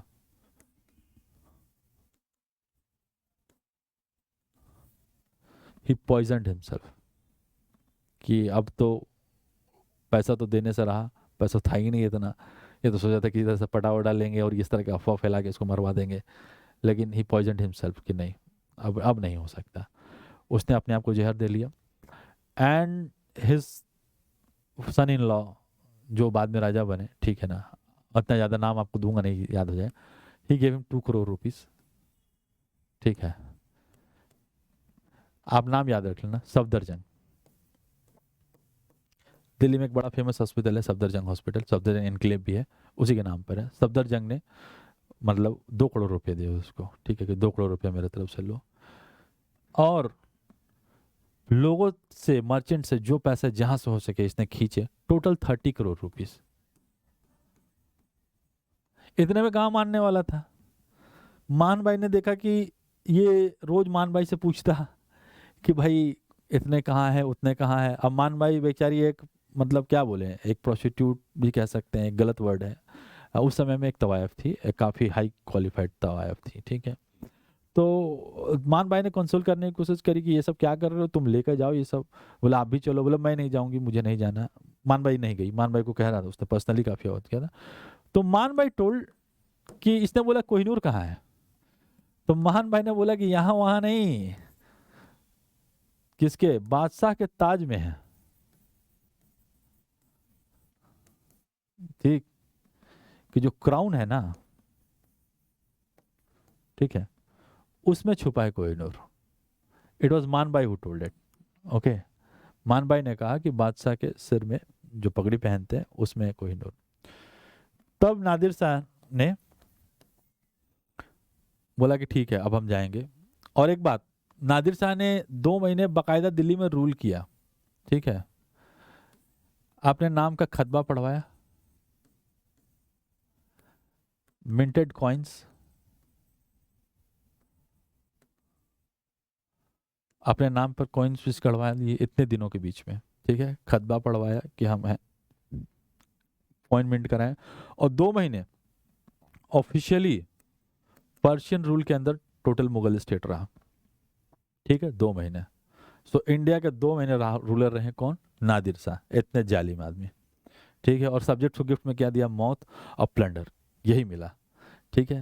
इससे ज़्यादा मैं भी नहीं कह सकता, कोई भी नहीं कह सकता। हिस्ट्री में अगर लीनियंट से लीनियंट इंसान भी होगा तो नादिर शाह को इस बात के लिए माफ़ नहीं करेगा कि उसने मजबूरों और मजलूमों की हत्या करवाई थी। 39,000 का पैसा, ठीक है, लूट लिया, कोई बात नहीं, वो तो आ ही जाता दिल्ली में वापस, बहुत सारे इतिहास है उसके। लेकिन ये मजलूमों के साथ जो अत्याचार हुआ, इसमें कुछ कॉन्स्पिरेसी सादत खान उनके लोगों की थी, या जो मुगल मतलब ब्यूरोक्रेट्स की थी जिन्होंने ये अफवाह फैलाई थी। उनको अंदाजा नहीं था कि ऐसा हो जाएगा, लेकिन उन्होंने अपने मीन थॉट्स के लिए इतने लोगों को मरवा दिया जो अब हमारे यहाँ के हिस्सा नहीं है, ठीक है। कई लोगों को जलना, जलना मतलब सबसे वर्स्ट फॉर्म ऑफ मतलब मौत होती है, आप याद रखिएगा। बहुत सारे मौत के तरीके हो सकते हैं, लेकिन जलना वर्स्ट फॉर्म होते हैं, ठीक। उसके बाद इसने 30 करोड़ रुपए वसूले, ठीक है, कैश। 20 करोड़ का वादा था, 30 करोड़ ले लिया, ठीक है, बूटी में। और उसके साथ ले गया पीकॉक थ्रोन, तख्त ताउस, ठीक है, जिसको मयूर तख्त भी कहते हैं, ठीक है, जो शाहजहां ने बनवाया था। उसकी कीमत उस समय 2 करोड़ बोलते थे, ठीक है। और जिस दिन जाने लगा तो उसने टोपी बदली, क्या अब हम टोपी बदलेंगे, तो साथ में कोहिनूर भी ले गया। ये विलियम डेरी लिम्पल के बुक में बहुत अच्छे से दे रखी है, ठीक है। कोहिनूर द मोस्ट इन्फॉर्मस डायमंड है, मैंने पढ़ी है, विलियम डेरी लिम्पल की बुक है, बहुत ही अच्छी बुक है, आप पढ़िएगा उसमें अगर आपको शौक है तो वो कोहिनूर ले गया। इसीलिए कई बार अगर आप नादिर शाह का देखते हैं तो बहुत बार मोहम्मद शाह रंगीला और नादिर शाह के फोटोज जो है ना इंटरमिंगल हो जाते हैं, क्योंकि दोनों एक तरह का ताज पहने हैं। पहले वही ताज इसने पहना, क्या कहते हैं, मोहम्मद शाह रंगीला ने, और उसके बाद उसने वो पहनना शुरू कर दिया क्योंकि उसमें कोहिनूर था। तो कोहिनूर इसी के साथ जाता है ईरान, वापस जो ईरान में जाता है कोहिनूर, यही हिस्ट्री है उसकी कि कोहिनूर जो ईरान जाता है वो इसी से जाता है। इससे पहले दरियाए नूर ने हुमायूं ने गिफ्ट किया था, ठीक है। हुमायूं ने जब वो भाग रहा था तो अपनी जान बचाने के लिए और हेल्प लेने के लिए दरियाई नूर जो है गिफ्ट कर दिया था उसको, ठीक है। It is also very famous Ruby. दरियाई नूर लाल कलर का है, ओ सॉरी, तो जो दरियाई नूर है it is of red colour, red colour Ruby है, ठीक है। और कोहिनूर तो वाइट है, ग्लिटर सा, द सन बोलते हैं ना, सनशाइन, वैसा ग्लिटर है उसका। अभी कहाँ है? लंदन टावर में है, ठीक है। किसके? तो क्वीन विक्टोरिया के मुकुट पे है, ठीक। सो ठीक है, इतनी जानकारी काफ़ी है। तो आप समझे कि इतने के बाद जो है वो ले जाता है। नादिर शाह के इन्वेशन के बाद जो है दिल्ली का कोई वजूद रहता नहीं, वो दिल्ली ख़त्म। उसके बाद मैंने बोला ना 1912 में जाकर के दिल्ली वापस आता है। अब नादिर शाह गया और वहाँ पे 1747 में डेथ हुई, वहीं पे बात नहीं रुकती है। 1747 में डेथ होती है, लेकिन नादिर शाह के इन्वेशन के बाद दिल्ली कुछ वैसा रह नहीं गया था, ना दिल्ली रह गया था ना मुगल एम्पायर रह गया। उस दिन से मोहम्मद शाह रंगीला के बाद किसी भी राजा की कोई वजूद नहीं है, ठीक है, कुछ भी नहीं। आप ऐसा मान लीजिए कि एकदम पपेट, पपेट में भी जीरो। उसके बाद जो हुए उसमें तो नाम बताऊंगा, तो ऐसे जैसे शाह आलम हुए तो बोलते rule of Shah Alam from Delhi to Palam, Palam में एयरपोर्ट है आज की डेट में, मतलब इतना गिर गया, लेकिन फिर भी लेगेसी थी। अब उसके बाद क्या होता है आप देखिए कि one thing leads to other, ठीक है ना। अभी गुरु गुड़ रह गया, चेला चीनी हो गया। अहमद शाह अब्दाली, ठीक है, अहमद शाह अब्दाली जो है 1747 में डेथ होती है इसकी, किसकी? नादिर शाह की, ठीक है। उसका एसेसिनेशन होता है, मार दिया जाता है, ठीक है। तो अहमद शाह अब्दाली भाग करके कांधार आ जाता है, और कांधार, काबुल और गजनी को जोड़ करके आज का डेट में प्रेजेंट डे अफगानिस्तान की रचना करता है। ये है founding father of Afghanistan of present day. उसके अफगानिस्तान दुर्रे दुरानी बोलते थे, दुरानी ट्राइब से आता था, Durre Durrani, but he was a slave, slave of whom, a slave of a slave himself. किसका? तो नादिर शाह का, ठीक है, उसका स्लेव था। एंड नादिर शाह से कि उसके कैरेक्टर एबिलिटी, ठीक है, और हिदमत, जिसको करेज बोलते हैं ना, कैरेक्टर एबिलिटी एंड करेज, उसके जोड़ का आदमी ना उसको हिंद में मिला, ना फारस में मिला, ना तुरान में मिला, ना ईरान में मिला, ठीक है, ना अफगान में मिला। ऐसा आदमी था और उसने प्रूव किया इस बात को। ऐसी बात नहीं है कि मतलब अहमद शाह अब्दाली एक मतलब जीरो रेवेन्यू स्टेट है, इसमें क्या अफगानिस्तान से क्या रेवेन्यू जनरेट करेगा, कुछ भी नहीं। लेकिन वो चाहता तो हिंदुस्तान पे कब्जा कर सकता था कई बार, लेकिन कभी वो उसने अफगानिस्तान नहीं छोड़ा, due to the love of. वो एक पोएट भी था, वो लिखता है इस बात को कि तुम्हारी वादियों को देख करके मैं हिंदुस्तान का तख्त छोड़ देता हूँ। अफगानिस्तान के प्रति अपने प्रेम में वो लिखता है, ही वॉज अ पोएट, वो लिखता है कि मतलब तुम्हारे प्रेम में, मतलब अफगानिस्तान के प्रेम में वो जो है हिंदुस्तान का तख्त छोड़ देता है, कोहिनूर का तख्त भी उसको भाता नहीं है, ठीक है, कि वहां नहीं जाएंगे, यहीं रहेंगे, ठीक। अब वो ऐसे तो कहते हैं रिकॉर्ड्स में कि 5 बार रेड करता है, तो गुरु गुड़ और चेला चीनी, ठीक है, गुरु ने एक बार आया लूट लूट के ले गया, ये बोला मतलब बार बार लूटें, क्यों? क्योंकि अफगानिस्तान के पास अपनी रेवेन्यू थी नहीं, तो बोला रेवेन्यू कहाँ से लेंगे, तो इंडिया से लेंगे। उधर जा नहीं सकता था, उधर उसकी हालत खराब हो जाती वेस्ट जाने में, फर्दर वेस्ट वो जा नहीं सकता था, तो बोला ईस्ट में आएंगे, ईस्ट में आकर के लूटना शुरू करा, ठीक है। और साउथ में मराठा भी तब तक पूरे फुल फ्लेज स्ट्रांग हो चुके थे, ठीक है ना। जो साउदर्न पार्ट था इंडिया, मराठा भी अब नॉर्थ की तरफ, मराठा भी अटक का पानी पीने लगे थे, फ्रॉम अटक टू कटक, समझे, the Maratha horses use to drink water, ठीक है, अटक से लेकर कटक तक, ठीक।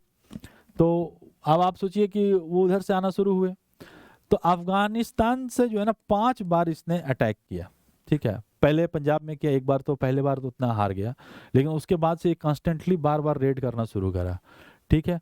और डीप ट्रेंच में ऐसी हालत आई कि एकदम मतलब 1758 तक आते आते इसने मतलब नॉर्थन इंडिया की हालत खराब करके रख दी।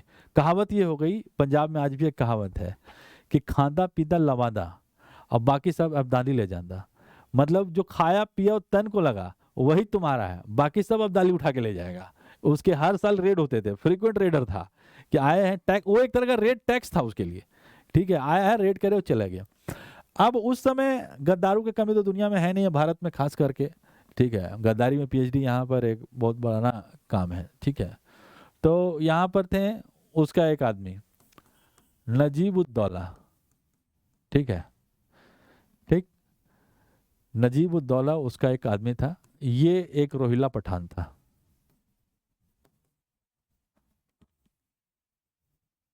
आज का जो प्रेजेंट डे मुजफ्फरपुर है उसके ऊपर का एरिया है, वहाँ ये लोग एक ट्राइब है, अफगान ट्राइब है, वहाँ बसी दो सेकंड या थर्ड जनरेशन थे, तो they had links with this, so they used to connect them with Afghanistan, ठीक है। ये क्या था उस समय? मीर बख्शी, ठीक है, मीर बख्शी किसके दरबार में? तो भाई उस समय आलमगीर टू का राज था।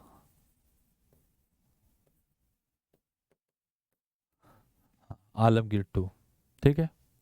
हाँ, अब उसके लाइन में बता देता हूँ इन ऑर्डर कि आप कंफ्यूज ना हो जाए, कि जब मोहम्मद शाह रंगीला की डेथ हुई, तो उसके बाद अहमद शाह, अहमद शाह अब्दाली नहीं, अहमद शाह ये दूसरे अहमद शाह है, वो राजा बने, ठीक है, वो मतलब ये बादशाह। और उसके बाद आलमगीर टू, जिसके बाद हम बात कर रहा था,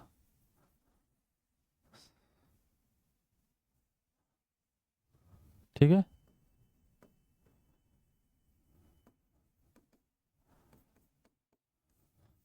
ठीक, तो आलमगीर टू, अब इन्होंने अपने सेल्फ इंटरेस्ट में, क्योंकि मैंने बताया कि मराठास का भी साउथ से इन्फ्लुएंस बढ़ चुका था, और दिल्ली को अब जो है बार बार मराठा रेड का सामना करना पड़ता। दिल्ली के आसपास के जो एरिया थे, जैसे पूरा ये एरिया था आपका कंप्लीट, जैसे कि फॉर एग्जांपल राजस्थान, ये सब जगह पे मराठाओं का राज हो चुका था। मराठा हिस्ट्री में ठीक से पढ़ा दूंगा आपको, आप बस ब्रॉड आउटलाइन जानिए कि उन पर मराठाओं ने कब्जा, सबसे सरदेशमुखी और चौथ तो सभी से लेना, सरदेशमुखी तो मराठा लैंड से लेते थे, लेकिन चौथ सबसे लेना शुरू कर दिया कि चौथ दो, जिसमें मेवाड़ मारवाड़ सब आ गए थे। ठीक है, कोई नहीं बचा था इनसे, मेवाड़ मारवाड़ जाट सारे रूलर्स इनको चौथ दे रहे थे। ठीक है, तो 1/4 टैक्स तो मराठा ही लेके जा रहे थे। इसमें भाई फिर वही हुआ कि रोहिला जो सरदार थे, नजीबुद्दौला जिसको बोला, ये इनवाइट करता है कि आप आ जाइए सब, दिल्ली आ जाइए। बोले दिल्ली आ जाए? बोले हाँ आ जाइए। बोले क्यों? बोले सर आपको पैसा दिलाते हैं। बोले हाँ? बोले हाँ। बोले है क्या? बोले अरे सर बहुत कुछ है, आप आइए तो। बोला कि कुछ बचा हुआ है? बोला अरे बहुत कुछ है, आप टेंशन। लेकिन इसका मेन इंटेंशन ये था कि मैं जो है इनको रिप्लेस ना करूं, पपेट बना करके राजा को रखूं। ठीक है, ठीक। और इसके साथ साथ जो है ना, उस समय जो वजीर थे, ठीक है ना, वजीर, ठीक, सुजाउद्दौला, सुजाउद्दौला नहीं थे, सुजाउद्दौला, इमादुद्दौला, इमादुद्दौला, समझे ना? इमादुद्दौला वो वाले नहीं जिन पर टॉम है, ये दूसरा इमाद था। ठीक है, याद रखिएगा।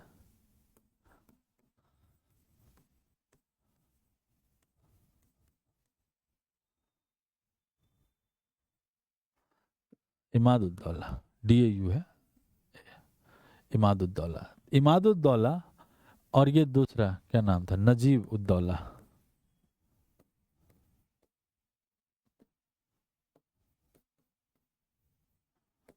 ये दोनों में कांस्टेंट स्ट्राइफ था, वर्सेस थे एक दोनों। ठीक है, एक ने अफगानिस्तान का पक्ष पकड़ लिया, दूसरे ने मराठाओं का पैर पकड़ लिया। ठीक है, लेकिन याद रखना कोई किसी का नहीं है यहाँ पे, पैर बस इसीलिए पकड़ रहे हैं कि जो जिसके जो जरूरत पड़ रही है तो उसमें, क्योंकि नजीब के अच्छे संबंध किससे थे? होलकर से थे। ठीक है ना, Holkars were not treated well by the Scindias initial days में। ठीक है, और बाकी मराठाओं खास करके साहू, मतलब मराठा, क्योंकि वो ब्राह्मण हायर की थी, but still Holkars were not treated well, ऐसा कहा जाता है। ठीक है ना, स्टिल मल्हार राव होलकर का अपना ही एक इतिहास है, मतलब उसमें कोई ये नहीं है, लेकिन it were not, they were not treated well, ये बात एक स्टैब्लिश्ड फैक्ट थी। And he has close relation, Malhar Rao Holkar had close relations with Najibuddaula, ये एकदम स्टैब्लिश्ड फैक्ट है, आप चेक कर सकते हैं आराम से। ठीक है, इमादुद्दौला का था कि भाई कुछ नहीं तो तुम उधर हो तो मैं इधर हूँ। ठीक है, और बीच में कौन है? तो बीच में उस समय महाराजा हो गए थे आलमगीर टू, AG2 कर देता हूँ। ठीक है, आलमगीर टू। ठीक, अब ये बेचारा पिस रहा है इन दोनों के बीच में।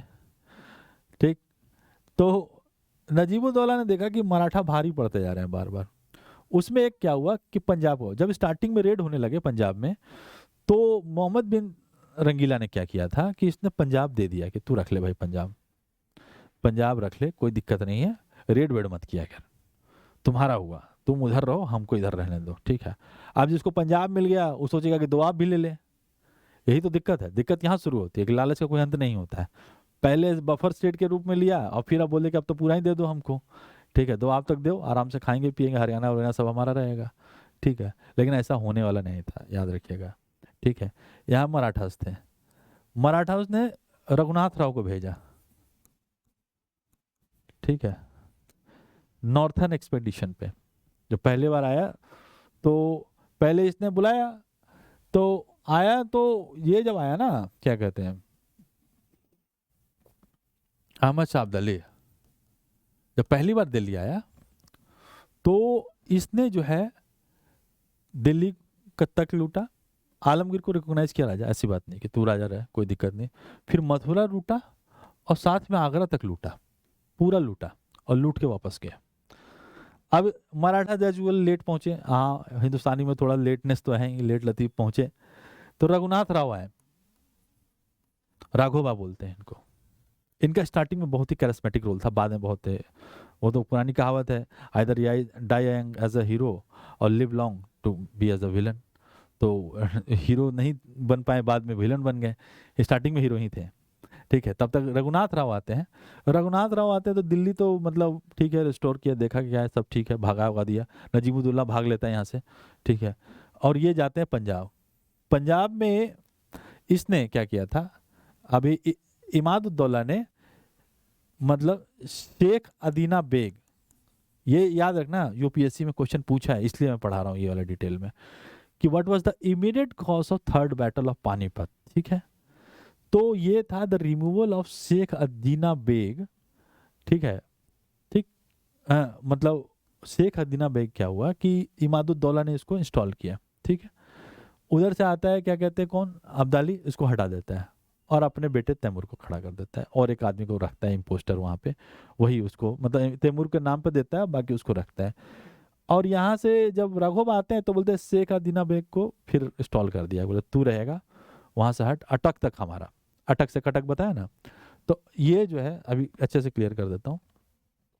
आप देखिए ये बॉर्डर्स हैं इंडिया के, यहाँ पे कटक है उड़ीसा में। ठीक है, और यहाँ पर इंडस के साथ, इंडस के गौज के सामने ये अटक है। ठीक, यहाँ पर। ठीक, अब यहाँ से यहाँ तक का एरिया हमारा, उनका कहना यह था कि हमारा घोड़ा यहाँ से यहाँ तक पानी पड़ेगा। कलर भी अच्छा है, भगवा को सूट करता है उनका जो सिंबल था। तो यहाँ पर जो है इन्होंने बोला कि अटक तक जीता, और यहाँ एक पोस्ट बनाया, और वहां से बोला कि भाई हम, ये हमारा होगा, कोई दिक्कत है, हिंदू पद शाही, हिंदू पद शाही। ठीक, हिंदू पद शाही, हिंदू पद शाही। बाद में इन्होंने बंगाल वंगाल पर भी पूरा रेड बैठ किया, लेकिन प्रॉपर एरिया इतना इनके हाथ में था। तो ये, अब ये पंजाब पूरा इन्होंने बोला कि यार पंजाब तू ले लिया और अदीना बेग को वापस इंस्टॉल कर दिया, इतने तेरे हिम्मत। इस पर जो है मतलब डायरेक्ट चैलेंज लिया, किसने, अहमद शाह अब्दाली ने। जैसे ही राघव वापस आते हैं, फिर से जो है इन दोनों में शुरू हो जाता है खटपट। तो बताया था ना, इमादुद्दौला और नजीबुद्दौला।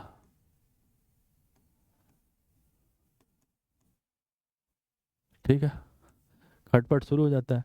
नजीब पर चोट की कुछ रकम बाकी थी, इसने पैसे नहीं दिए थे, नजीब को भी इन्होंने टारगेट किया मराठाओं ने कि तू जो है बहुत है। तो राघव बाग है तो पहले तो सरेंडर बोल गया कि हाँ सर आप जो बोलेंगे वो मैं करूंगा, कोई दिक्कत नहीं है, तो पैसे भिजवा देना। हाँ भिजवा देंगे, कोई दिक्कत नहीं, पैसे भिजवाए नहीं।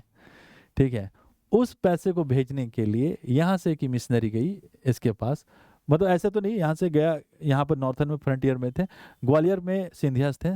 ठीक है, ठीक, ग्वालियर में सिद्धा थे, उनके जो हेड थे उस समय दत्ता जी सिंधिया थे।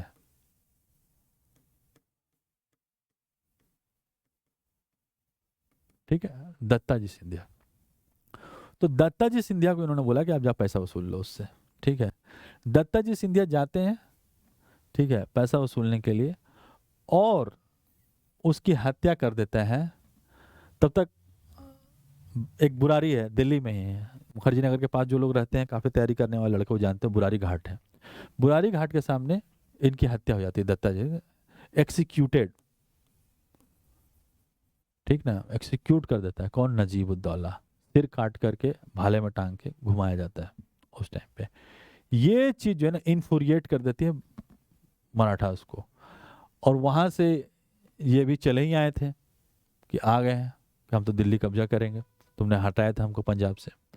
This becomes the cause of direct tussle between Marathas and Afghan, कि मराठास को लगा कि नजीबुद्दौला ने इसके हाथ से, मतलब अहमद शाह अब्दाली,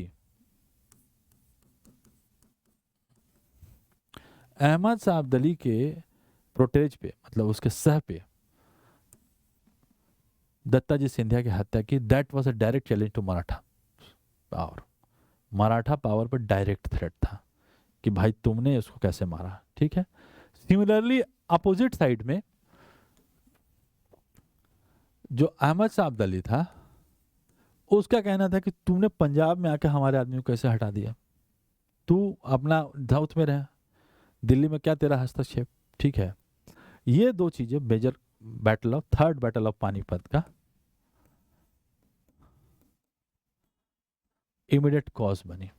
ठीक है, इमीडिएट कॉज, कॉज क्या बना, पहला कि उधर से इसको हटाया गया, क्या कहते हैं, तैमूर को, और शेख हसीना बेग को लगाया गया। किसके तरफ से? राघोबा की तरफ से। राघोबा वापस आते हैं, अफगान वापस आते हैं, दत्ताजी सिंधिया जाते हैं पैसा वसूलने के लिए। उसकी हत्या कौन कर देता है? आपका नजीब उद्दौला।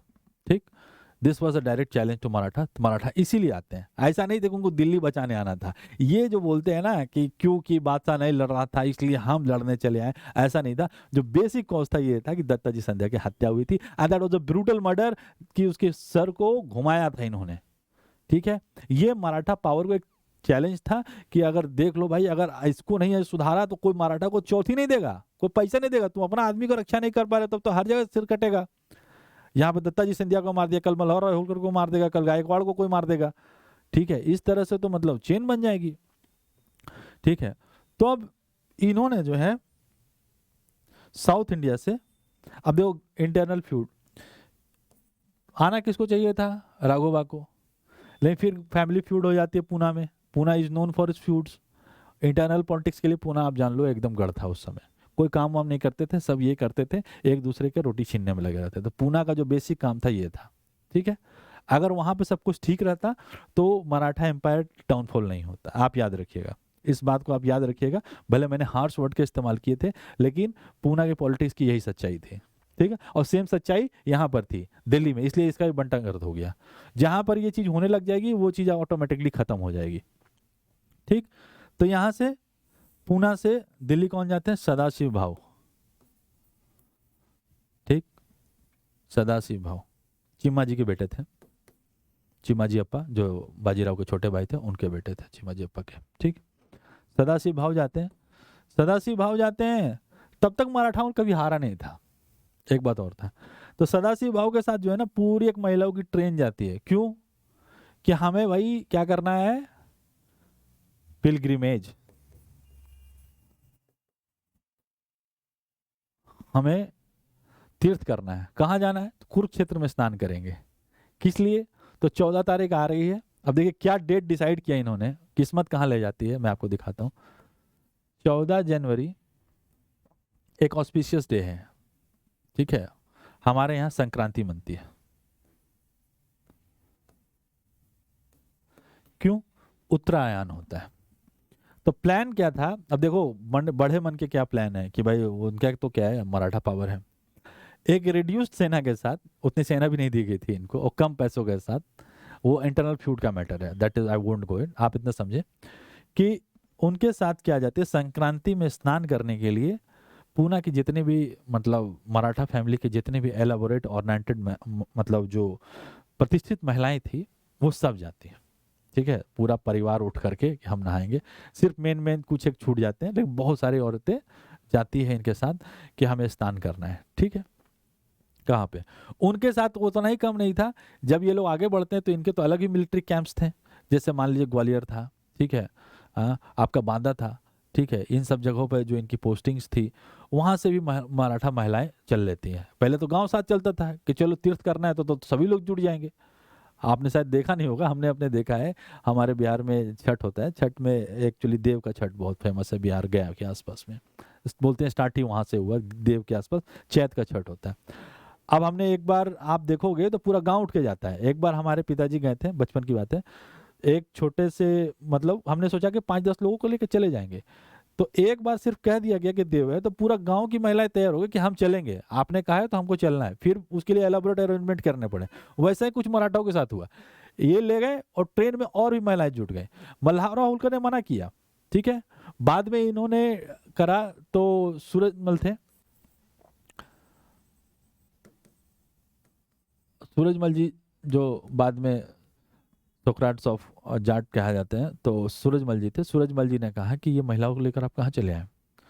ठीक है, तो बोले कि नहीं नहीं हम तो स्नान कराएंगे, होता है कोई दिक्कत नहीं, महिलाएं तो अर्धनारेश्वर भगवान शिव का रूप है तो हम चलेंगे चलेंगे। इस बात को उन्होंने मना किया, बोला कि आप यहीं छोड़ दीजिए। मल्हारा होलकर ने बोला कि तीर्थ वीर्थ करने की जगह नहीं है, क्योंकि अगवान आए हुए हैं और आप समझ लीजिए कि वो इस तरह से महिलाओं को ट्रीट करेंगे नहीं। आप समझिए कि युद्ध का मैदान है, यहाँ नहीं करना चाहिए। लेकिन ये ऐसा हुआ नहीं, सदाशिवराव भाव चल दिए। ठीक है, कोई दिक्कत नहीं, महिलाएं आए साथ में। अब जो फोर्सेस बने हैं इस तरह से, मैं बता देता हूँ कि कोई हिंदू राजा भी इनको तैयार नहीं हुआ, सिर्फ सूरजमल तैयार हुए।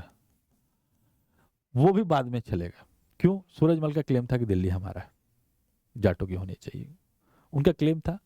अब इनको उन बाइंड नहीं कर पाए। दूसरा कारण ये भी था, कुछ डिस्प्यूट हुआ उनका, लेकिन मेजर कारण था कि वो डिमांडेड दिल्ली, ठीक है, कि अब दिल्ली में बात नहीं, हमें दे दिया जाए, हम रेवेन्यू वसूल किया करेंगे यहाँ से। इन्होंने मना कर दिया। इनका था कि हम तो कोई राजा बैठाएंगे और विल प्ले फॉर दैट। कुछ बात हुई and Surajmal also left. Others जो राजा थे, जिसमें जयपुर था, जोधपुर थे, इनके उन्होंने 5-5 हजार सेना थी इनके पास। ये लोग जाकर के मिल गए उसके साथ, अहमद अब्दाली के साथ। क्यों? ये लोग चोट से परेशान थे कि भाई तू तो चोट लेने पहुंच जाता है, हमको हड़काता है। और इनका जाना कितना घातक होगा अभी मैं आपको बताऊंगा क्यों ऐसे। अब उधर क्या था कि मुस्लिम फोर्सेस सारे कंबाइंड हो गई, जिसमें अवध के नवाब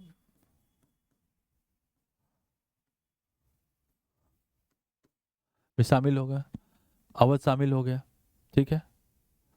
अब आप देखो कि अवध शामिल हो चुका है, अफगानिस्तान है ही और रोहिलाज है ही, ठीक है। अब ये सारे पूरे एक फोर्स बन गए कंबाइंड, ठीक है। इधर से साउथ से आते हैं। इधर से एक चीज था, इनके पास एक मास्टर गनर था, उनका एक पूरा फोर्स था, उनका नाम था इब्राहिम खान गारदी, ठीक है। Ibrahim Khan Gardi, Ibrahim Khan Gardi was a master gunner. किसके लिए? इसके लिए, मराठास के लिए। लेकिन इनके पास जो, ये जब जयपुर स्टेट गया ना, तो जयपुर अंबेर के पास एक बड़ा खास चीज था उस समय। क्या था? जम्बूरक्स। जम्बूरक्स क्या थे? Small cannons that could be footed on camels. इतने बड़े होते हैं। अगर आप कभी जयगढ़ फोर्ट गए होगे, ठीक है ना, 3 फोर्ट है, आप जयपुर जाओगे तो एक नाहरगढ़ है सबसे ऊपर है, उसके नीचे जयगढ़ है, फिर नीचे अंबेर है। तो आप कभी अगर नाहरगढ़ से अंबेर जयपुर फोर्ट में हो, तो वहाँ एक फाउंड्री है, फाउंड्री मान सिंह ने लगवाई थी जब वो अफगानिस्तान गए थे, वहाँ से कारीगर उठा के ले आया था। उन्होंने एक शॉर्ट गन बनाया, इतना छोटा होता है जम्बूरक्स, ठीक है, इतना ही, इतना से ज़्यादा, इतना बड़ा, मतलब एक हैवी वजन वाला आदमी उसको उठा के ले जाके कहीं भी रख सकता है। वो क्या हुआ कि उसने उठा करके मतलब ऊँटों पे उसका इस्तेमाल करना शुरू किया। एक्चुअली ये टेक्निक बहुत हद तक यहाँ से आई थी, क्या टर्की से आई हुई थी, लेकिन इसका मास्टरी था इनके पास, और ये मास्टरी अफगानों के पास भी था। लेकिन अफगानों को जो सबसे ज़्यादा तो प्रोवाइड किए जम्बूरक्स, वो इन्होंने ही प्रोवाइड किया, जयपुर के राजघाट। अगर वो इनके पास होते तो फिर युद्ध का फैसला कुछ और होता। लेकिन अब चलिए, अभी पहले बता देता हूँ, युद्ध के मैदान पर आ जाते हैं। अब ये लोग यहाँ पहुँचते हैं।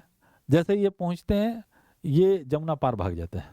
जब स्टार्टिंग में आते हैं तो ये तो फुल फ्लेज के साथ आते हैं, फिर एक लॉन्ग टर्म टैक्टिक्स हो जाती है। क्यों? क्योंकि वो जमुना पार चले जाते हैं। ये लोग जो है दिल्ली जीत जाते हैं, ठीक है, दिल्ली कब्जा कर लेते हैं। मराठा आया, दिल्ली एकदम आराम से कब्जा कर लिया, ठीक है। दिल्ली कब्जा करने के बाद क्या हुआ कि इन्होंने बोला कि दिल्ली कब्जा हो गया। बोला हाँ दिल्ली कब्जा हो गया। देखा कि भाई वो तो अवध के नवाब तो उधर मिल गए हैं। बोला हाँ वो तो उधर मिल गए हैं, तो हमारे साथ कौन है? तो हमारे साथ सूरजमल जी। वही बीच में चला जाता है छोड़ करके। सूरजमल जी का जाना और जयपुर और जोधपुर का उधर हो जाना, ये बहुत ही क्रिटिकली घात साबित हुआ। अवध के नवाब को ही मनाया जा सकता था अगर वजीर होने का उसको पेशवा पहले वादा कर देते, तो वादा तो किया ही था, वजीफा चाहिए था उसको, ठीक है, वो उसको मिला नहीं था। तो यही है कि हिस्ट्री में कुछ कुछ चीज़ें बदल जाया करता है, हम तो बदल नहीं सकते हैं। उस जमाने में छोटी सी बात से पूरा इतिहास का कोर्स बदल जाया करता है, हम तो बता सकते हैं आपको। तो आप समझ लीजिए कि होता ये है कि पहले मराठा दिल्ली जीतते हैं, ठीक है, ठीक, ठीक। उसके बाद इससे सटे एक जाके कुंजपुरा करनाल में, अभी फिर करनाल पहुंच गए। देख लो, कुंजपुरा का एक किला है, वहां पे अब्दाली पूरे पैसे वैसे जमा करता था जाने से पहले। फिर सदाशिव भाऊ उसको भी लूट लेते हैं, पूरा किला ढा देते हैं। और जिस बंदे ने इनका सर काटा था दत्ता सिंधिया, वो उसी में छुपा था, उसको पकड़ करके सर कलम कर देते हैं। कुछ लोग क्या है, जमुना में जंप करके उधर चले जाते हैं। उस साल जमुना में इतनी बारिश हुई थी कि जमुना फ्लडेड थी, बहुत ऊंचा था, मतलब जैसे इस साल बारिश हुई है कि मतलब पानी का कोई था नहीं लगता, उस तरह से उस साल भी बारिश हुई थी और मानसून पहले आ गए थे। अब ये अपोजिट में था, ये इसके साथ चलते चलते यहाँ पीछे आ गया ऊपर की तरफ। क्यों? क्योंकि ये नहीं चाहता था कि ये सिखों से मिल जाए, ठीक है। जस्सा सिंह अहलूवालिया ये सब थे उस समय, जो सिख मिसल थे उनकी चलती चल रही थी, और वो वेटेंड एनिमी थे, लेकिन वो उन्होंने भी मदद नहीं करी, इस वॉर में नहीं है। अब आप सोचिए कि ये लोग करनाल चले गए और करनाल से फिर वापस आ गए, कहाँ, पानीपत। ये गलती करी, इनको सिखों के एरिया में जाना था, वो जा ही रहते तो आगे लेके जाते थे ट्रैक, लेकिन वो ना करके ये वापस आ गए पानीपत में, मतलब 150 किलोमीटर पीछे। 300 किलोमीटर ऊपर गए थे, 300 किलोमीटर नीचे दिल्ली है, बीच में 150 किलोमीटर पर पानीपत में फोर्स कर देते हैं। और पानीपत से थोड़ा पहले बागपत के पास बोलते हैं ऐसे कि बागपत के पास जो है एक गुज्जरों का गांव है। तो क्योंकि ये लोग जाते थे तो गांव से रिसोर्सेस वसूलते थे, तो गांव वाले तो चाहते थे कि हमें छोड़ के भागो, तुम भैया हमें छोड़ो और जाओ। तो गांव वालों ने बोला कि सरदार हमें काहे परेशान कर रहे हो, हम आपको रास्ता बताते हैं जमुना पार करने का। अहमद साहब ने बोला क्या, बोले पार कर सकते हैं, बोला हाँ, बोले चलिए जमुना दिखाया, बोला हाँ, बोला जमुना यहाँ से पार हो जाएगा हुजूर। बोले कैसे, इतना चौड़ा जमुना यहाँ, बोला हाँ यहाँ चौड़ा जरूर है लेकिन यहाँ गड्ढा नहीं है, मतलब, बोले कमर भर तक पानी आता है, बहुत ज़्यादा तो यहाँ गर्दन तक आएगा। बोले पार करके दिखाओ। एक आदमी ने पार करके दिखा दिया पैदल। हाँ, तब तो अहमद साहब ने बोला हाँ यार ये तो हो सकता है। वहाँ पर ये लोग, अहमद साहब अली पार कर जाता है पूरा, उसमें कुछ तोपे ओपे डूब जाती है, लेकिन अहमद साहब अली वहाँ से जमुना क्रॉस कर जाता है। अब जैसे ही वहाँ से जमुना क्रॉस करता है, आप समझ लो कि इनकी पूरी स्ट्रेटेजी लाइन चौक हो जाती है। क्यों, मैं बता रहा हूँ आपको, इनकी स्ट्रेटेजी यहाँ से इसलिए गलत हो जाती है क्योंकि देखिए,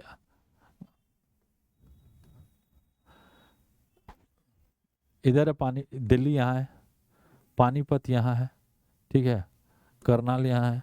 अब आप जो है ये यहाँ पर खड़े हो गए और आप यहाँ खड़े हो गए, इसको इधर जाना है और इसको इधर जाना है, दोनों एक दूसरे का रास्ता रोक के खड़े हो गए। कि आप बस कुछ दिन, मतलब अब ये महीनों खड़े रह गए, ऐसा नहीं है कि आए अब पूरा बैठ गए हैं। मतलब 61 में बैटल हो, 14 जनवरी सॉरी 14 जनवरी 1761।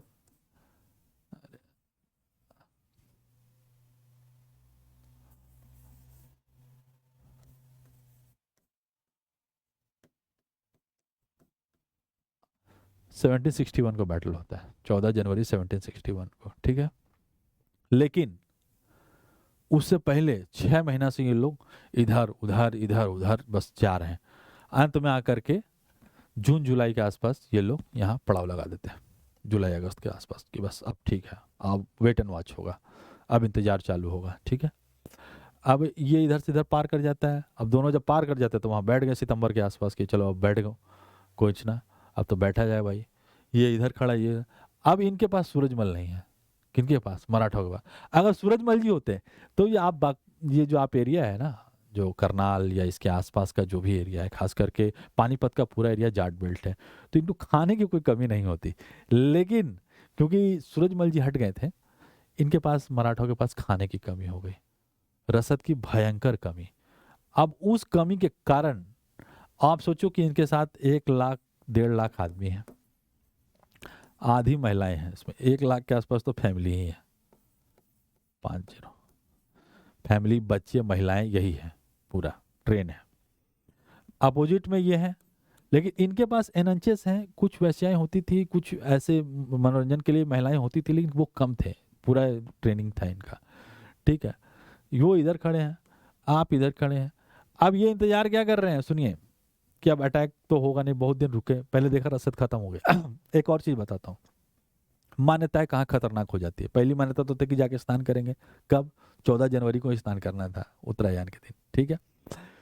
अब इनका राशन खत्म हो रहा है मराठाओं का, लेकिन ये इंतजार कर रहे हैं 14 जनवरी का फिर, कि हम बैटल तो 14 जनवरी को करेंगे। क्यों, क्योंकि भाई उसी दिन एक ऑस्पिशियस डे है, पंचांग देखा कि अब लड़ाई करती थी, और उधर तो भाव साहब थे ही, ठीक है। यहाँ इब्राहिम खान गांधी ने बोला कि लड़ाई कर लेते हैं, पहले कर लेते हैं, खाना खाना कसम खा के लड़ेंगे।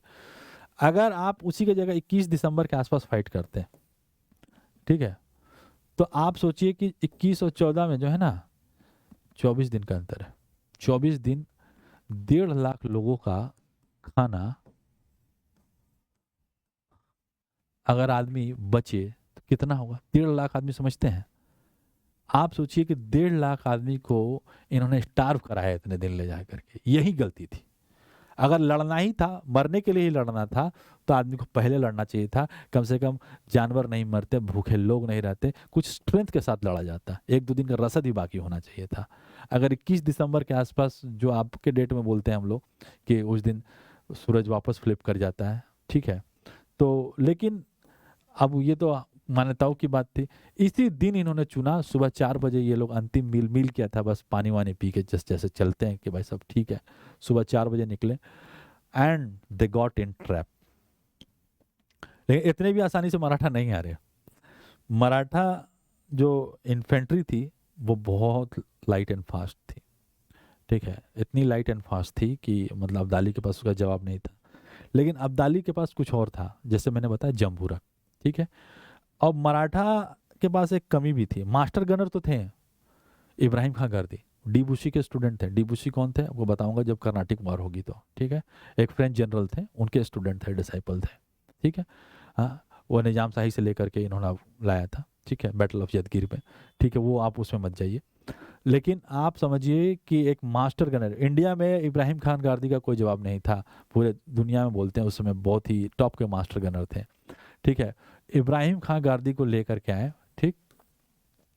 और लेकिन इब्राहिम खान गारदी की एक मजबूरी थी कि उसके पास लिमिटेड गन पाउडर थे। गन पाउडर तो उधर भी लिमिटेड था, ऐसा नहीं था कि उधर कोई अनलिमिटेड गन पाउडर था, लेकिन उनके पास छोटी तोपें थे, इनके पास बड़ी तोपें थे। बोलते हैं फर्स्ट राउंड में जब तक इब्राहिम खान गारदी की तोपें चली, मतलब जो उसने फॉर्मेशन बैठा रखा था, तब तक तो मतलब फर्स्ट हाफ में तो मराठा उसने हालत खराब कर दी इनकी इनकी इन्फेंट्री में। लेकिन इनके पास सेकेंड लाइनअप नहीं था। फिर दूसरा, मल्हार राव जैसे लीडर जो हैं, उनको स्केप के लिए कहा गया था महिलाओं को लेकर, जो स्केप भी कर गए। तो एक बड़ा फ्रंट तो लड़ा ही नहीं, उसका काम तो बस ये था कि महिलाओं को बचा के निकल लेना है, ठीक है, बस। अब उसमें सारे लोग मर गए। अब वार की हिस्ट्री बताऊंगा तो बहुत डीप हो जाएगी, बस आप ये जान लीजिए कि जम्बूरक ने मतलब घूम घूम के उसका निशाना वो लोग लगाते थे, उसके कारण एक मेजर बैटल में लॉस हुआ, नहीं तो और सारी जवाब इन्होंने दे दिया था। लेकिन फाइनली क्रस्ट हो जाते हैं, ठीक है ना, और लगभग सारे मराठा जनरल्स मार दिए जाते हैं। मल्हार होलकर वहां से लेकर निकल जाते हैं महिलाओं को, जो उनको आदेश था सदाशिव भाऊ का, ठीक है। उसके बाद उनके साथ एक अलग कहानी है, मराठाओं का एक अलग इतिहास है। उस पूरे बैटल में एक आदमी बचता है, बहुत सारे लोग बचते हैं, लेकिन एक आदमी बचता है जो घायल अवस्था में बचता है, जिसका नाम है महादजी सिंधिया,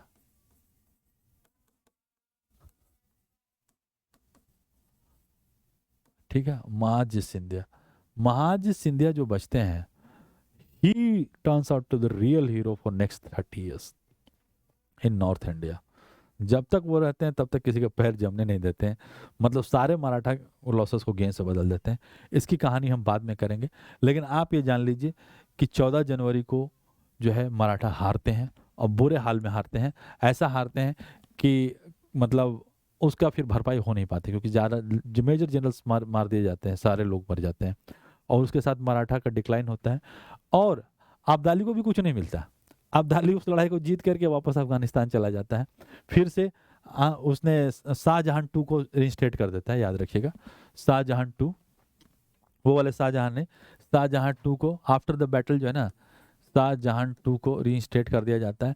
आप याद रखिएगा 12 साल शाहजहां जो है आ नहीं पाए दिल्ली, क्यों, नजीबुद्दौला का इतना टेरर था, ठीक है। और उसके बाद जो है शाहजहां टू नहीं हुए, और फिर से वो जो है रीइंस्टेट करके जाता है दो ही आदमी को, जिसका नाम था इमादुद्दौला, फिर से वही ये वजीर बनता है, ठीक। और दूसरा नजीबुद्दौला, ये वापस से मीर, सॉरी मेरा गला थोड़ा सा बैठ गया, लिटिल सॉरी, मीर बख्शी,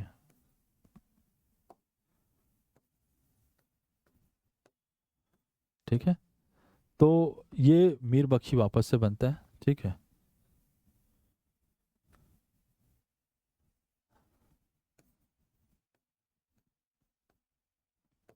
ठीक, मीर बख्शी वापस से बन जाता है, ठीक है। नवाब अहमद को भी कुछ नहीं मिलता है, ऐसे ही टन टन गोपाला। इनफैक्ट नजीबुद्दौला उसको मर्डर करने की कोशिश करता है, लेकिन वो ट्रेजिकली एस्केप कर जाता है, वो दरबार में आता ही नहीं, तो बोलता है कि तुझे मार दूंगा। ये एक अलग है। तो बुरे काम का बुरा नतीजा, ठीक है। नजीबुद्दौला गुंडा रह ही जाता है दिल्ली पर 12-14 साल, 15 साल इन्होंने मतलब अच्छे से, उसकी हालत फिर ख़राब करते हैं बाद में महादजी सिंधिया, ठीक है ना। वो स्टोरी इसके बाद में बताऊंगा, ठीक है।